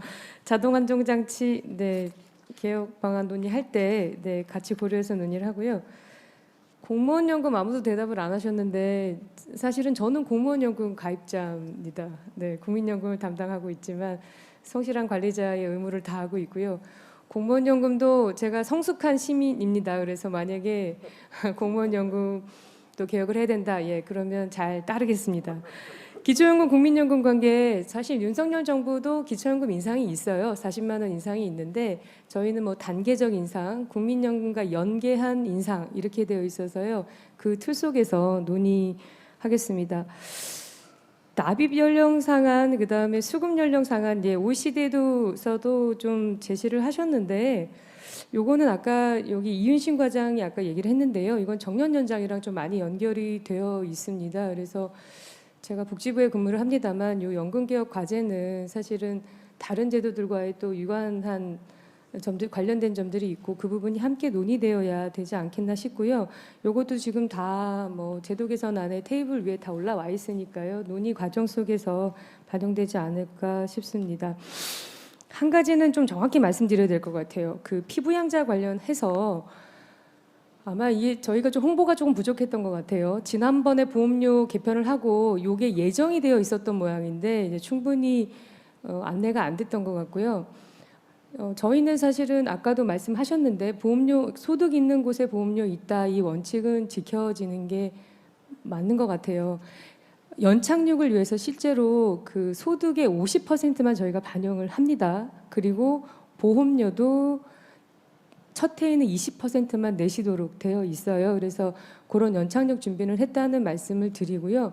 한 가지 아쉬운 점은 사적연금이 지금 안 들어 있잖아요. 그래서 일부 이제 정말 놀랍더라고요. 그 바로 광고 같은 게 생기더라고요. 자, 이제 비과세 사적연금으로 가입하세요. 막 나오더라고요.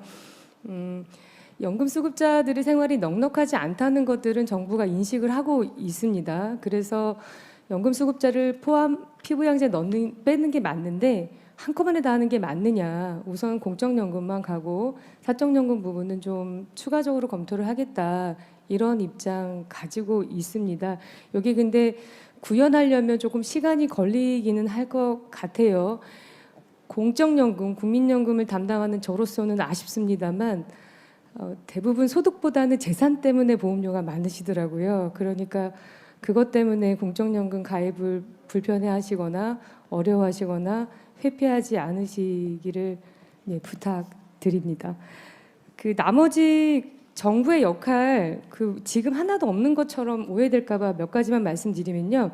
지금 농어민들 보험료 지원합니다. 그다음에 저소득 지역가입자, 그다음에 저소득 근로자분들 두루누리 사업하고 일반 재정으로 50%까지 지원합니다. 물론 소득 기준은 있습니다만 정부가 지금도 사회보험이지만 정부의 역할을 하고 있다는 점, 그다음에 개혁안을 만들면서 보험료가 부담이 되면 어떤 형태로든 정부 역할은 유지되지 않겠냐. 이게 제 마지막 말씀입니다. 이상입니다. 이사람 국장님 감사합니다. 뭐 짧게 말씀 주셨지만 제가 모두에도 소개를 드렸는데 추진력도 있으시지만 화끈합니다. 공무원연금 가입자지만 공무원연금 계획에 따라야겠다. 이런 말씀하시는 분들이 많지 않은 것 같은데 개인적으로 진짜 존경합니다. 감사합니다. 다음으로는 오건호 박사님께 부탁드리겠습니다. 예, 그 자동 안정화 장치는 앞으로 뭐 논의를 더 해야 되겠습니다만은 저 개인적인 판단은 시기상조라고 생각합니다. 그러니까 OECD 국가들 상당수가 자동 안정화 장치를 도입했거든요. 강력한 겁니다. 수명이 길어지면 자동으로 수급 개시 연령을 뒤로 늦추는. 그러니까 아무리 고령화의 요인이 생기더라도 재정에 부정적 영향이 안 생기도록 하는 건데 그 나라들은 왜 이런 조치를 도입할 수 있었을까? 사전에 일정한 재정 균형의 지속 가능한 상태를 만들어 놨거든요. 만들어 놓은 상태에서 이후에 점진적인 인구 변화를 자동으로 제도에 반영하게 하는 거예요. 저는 이런 앞에 단계가 있을 때 비로소 자동 안정화 장치가 도입이 가능하다. 근데 우리는 그런 게 안 된 상태에서 이게 도입돼 버리면 당장 만약에 이제 2034년에 65세까지 수급 개시 연령인데 그냥 올라가 버리면 그대로 사각지대 문제가 생깁니다. 그때까지 아무런 소득도 없는데 수급 개시 연령만 뒤로 올라가 버리면 다시 또 엄청난 사각지대 논란이 생길 겁니다. 그래서 저는 자동 안정화 장치는 지금 국민연금의 재정 체계를 일정하게 정비하고 그리고 지금 은퇴 이후에 어르신 노인들이 할 일들이 마땅치 않거든요. 그런 노인 노동 시장, 연성 일자리를 만들고 또 수급 개시 연령이나 이런 게 올라가더라도 다른 복지 인프라가 그거를 충당해 줄 수 있는 그런 복지 인프라의 내실화 다 어려운 과제입니다만은 이런 것들이 일정하게 갖춰지지 않는 상태에서 이게 들어가 버리면 이게 또 공연히 연금제도의 불신을 부추길 우려가 있다고 생각이 들어서 저는 장기적으로는 필요한 제도라고 생각합니다만은 시기상조라고 생각하고요. 연금통합은 공무원 연금을 포함한 연금통합은 꼭 필요하다고 생각이 들고 오늘 이 주제는 아닙니다만은 저는 개인적으로 연금통합 과정 속에서 생기는 몇 개의 제도적인 난점들을 이제 통합에 부정적이신 분들이 제기하시는데 저는 거의 대부분이 저희가 지혜를 모으면 지금 공무원 수급자분들에게 그리 큰 급여 손실을 낳지 않으면서 대신 저는 뭐 연금이 똑같아지면 노동자로서의 헌법적 권리도 같이 보장하면서 좀 전향적으로 가고 그래서 그렇게 하고 또 하나는 앞으로 아까도 많은 분들이 하셨지만 우리나라 연금 개혁이 단박에 이루어질 수는 없거든요. 갈 길이 무척 멉니다. 즉 뭐냐면 한 단계 가야 되는 아마 정권마다 해야 될 거예요. 일종의 우리나라 연금 개혁은 진짜 고난한 연속 개혁입니다. 근데 이 연속 개혁을 하기 위해서 연금이 두 개로 있다 보니까 이쪽 할 때는 저쪽을, 이쪽 할 때는 또 저쪽을 얘기하거든요. 저는 그래서 이후에 우리나라 연금 개혁이 지난한 연속 개혁이라면 같이 하나의 제도에 틀어 묶어서 사회적 합의 방식으로 가야 된다고 생각합니다. 마지막 하나로 아까 그 제도 틈새 문제인데 아까 피부양자 문제라든지 저는 이거에 대해서 정부한테 아쉬운 면이 있어요. 그러니까 단 하나의 민원이라도 사람들이 거기에 반응한 거는요. 그게 일정한 의미가 있기 때문이거든요. 아니 그래서 좀 늦게 받으면 조금 더 인센티브를 줬는데 그러다 보니까 연금액이 높아져 가지고 피부양자에서 탈락되니까 건보료 내는 거에 대해서 당연히 그 해당자는 문제 제기할 수 있거든요. 당연히 그 해당자가 아니라도 그걸 보면서 그러네? 이거 좀 제도가 엉성하네라는 거예요. 저는 작은 틈새가 특히 연금 제도에 있어서는 작은 틈새가 굉장히 큰 구멍을 만들어냅니다. 불신이라는. 그래서 저는 특히 이제 행정 당국에서는 조그만 틈이 생기더라도 저는 바로 그거를 막아야 된다고 봐요. 근데 이제 좀 이렇게 이해를 잘하고라는 방식은 아닐까. 예를 들면 지금 피부양자 문제도요. 뭐 이 주제는 아닙니다만은 단 몇만 원의 연금 소득 몇만 원의 차이로 피부양자에서 탈락해서 지역으로 가는 순간 보험료가 팍 오르고 굉장히 소득 역전 현상도 발생해요. 저는 진짜 다른 자리에서 여러 번 얘기하는데 이번에 건보 부가체계에서 피부양자 부분에 대해서는 굉장히 보완이 필요합니다. 안 그러면 특히 노인층에서의 문제 제기가 많이 들 것이고 제2단계 건보 부가체계 개편까지도 저는 좀 정당성이 훼손될 것 같은 우려를 가지고 있고요. 아까 연기연금도 그런 문제가 생기면 국민연금에서 연기연금 필요하거든요. 조금 여유가 있으신 분들은 좀 늦게 받게 하는 것. 그러면 저는 연기연금액이 피부양자의 문제가 되면 저는 약간 특례 조항을 조입해가지고 연기연금이 아니고 원래 받아야 되는 연금액 기준으로 건보 기준을 정하면 사실 뭐 이거 요새 행정 기술로는 뭐 아주 간단하다고 생각이 드는데 저는 그래서 그런 민원이나 문제 제기가 나오고 그게 사실 근거가 있는 거라면 좀 빨리빨리 그런 것들을 대답하고 해결하는 방향으로 가는 게 바람직하지 않나 그런 생각을 가지고 있습니다. 이상.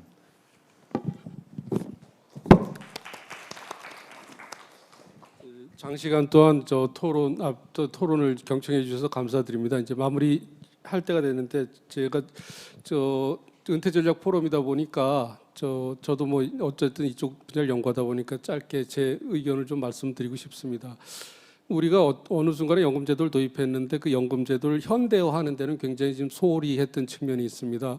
우리 연금제도는 뭐 인정하기 싫어도 독일 제도가 일본을 거쳐서 들어왔는데 일본의 그 고령자들은 65세까지 한 80% 90%가 일을 하고 있습니다. 그 일하는 조건은 60세 정년 때 받던 월급이 아니라 퇴직 후 재고용 상태로 자기가 다니던 직장 월급 대비 정년 이후에는 뭐 40%, 뭐 50% 이 정도를 받으면서 다시 직장을 다니거든요. 대신 사회보험은 가입할 수 있도록 하고 그게 이제 점진적 퇴직, gradual retirement의 어떤 핵심이고 또 외국 유럽 국가에서도 partial pension, partial work, partial pension이라고 그랬고 일부 노동하고 일부 연금 받는 쪽으로 다양한 어떤 policy 믹스가 있는데 우리는 완전히 정년 55세에서 60세 갔을 때도 그렇고 60세에서도 65세 앞으로 돈이 된다 그러면 all or nothing이라는 거죠. 전혀 우리 사회의 어떤 어려움들을 잘 반영해서 아까 상생연금 얘기도 나왔습니다. 윤석열 정부 국정과제로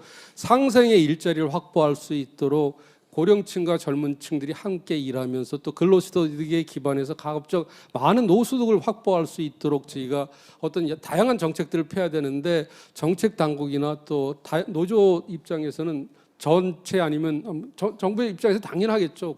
뭐 강력한 노조에서 반발하니까 그럼에도 불구하고 적어도 앞으로 힘들더라도 뭐 이스람 국장님도는 이 소관이 아니지만 고용노동부나 이런 쪽에서는 적어도 30% 40%가 받으면서도 일할 수 있는 사람들한테는 일할 수 있는 기회를 선택할 수 있는 어떤 노동시장 여건을 만들어주는 쪽으로 우리 사회가 노력을 좀 많이 해야 될 것 같습니다.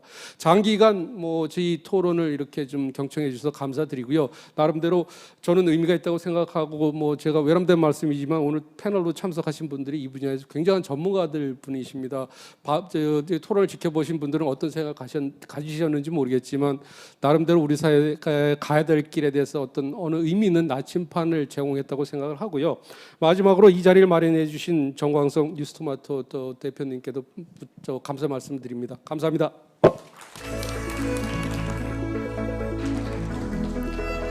네, 대수술을 위해서 또 공감대를 형성하기 위해서 갈 길이 굉장히 멀지만 한 단계 더 나아간 기분입니다. 각 전문가들의 다각도로 좀 고민해 볼 수 있었던 이런 시간이었습니다. 심도 깊은 토론을 늦게까지 또 이끌어주신 윤석명 연구위원님과 5분의 토론자분들께 다시 한번 감사 인사드립니다. 큰 박수 부탁드립니다. 네, 특별 세션 토론까지 함께 하다 보니 벌써 이제 포럼의 마지막 순서, 모든 순서가 이렇게 마무리가 다 됐습니다. 코로나를 이겨내고 3년 만에 대면으로 함께한 은퇴 전략 포럼이었습니다. 코로나는 우리가 이겨냈지만 우리 사회와 경제에는 넘어야 할 산이 아직 높습니다. 특히 오늘 포럼에서 마주한 것처럼 초고령화 사회를 앞두고 3고 시대 속에서 장기적으로 우리가 준비해야 할 과적들이 산적해 있다는 느낌에 무거운 마음이 좀 앞서는데요. 하지만 동시에 또 오늘 포럼을 통해서 다소 막막하고 어렵게만 느껴졌던 부분들을 올바로 마주하고 또 슬기롭게 헤쳐나갈 수 있는 용기를 찾으셨기를 기대합니다. 먹구름 대신 햇살이 드리워질 은퇴자 그리고 우리의 제2의 인생을 위해 뉴스토마토 은퇴 전략 포럼은 내년에도 우리 사회의 현상을 마주하고 또 답을 풀어가는 자리를 만들어 찾아뵙겠습니다. 어려운 시기에 함께 해주신 오늘 연사분들 그리고 늦은 시간까지 함께 이 자리 해주신 참석자 모든 분들께 다시 한번 감사 인사드립니다. 그럼 이것으로 2022 은퇴 전략 포럼을 모두 마무리하겠습니다. 지금까지 진행의 아나운서 어이지였습니다. 고맙습니다.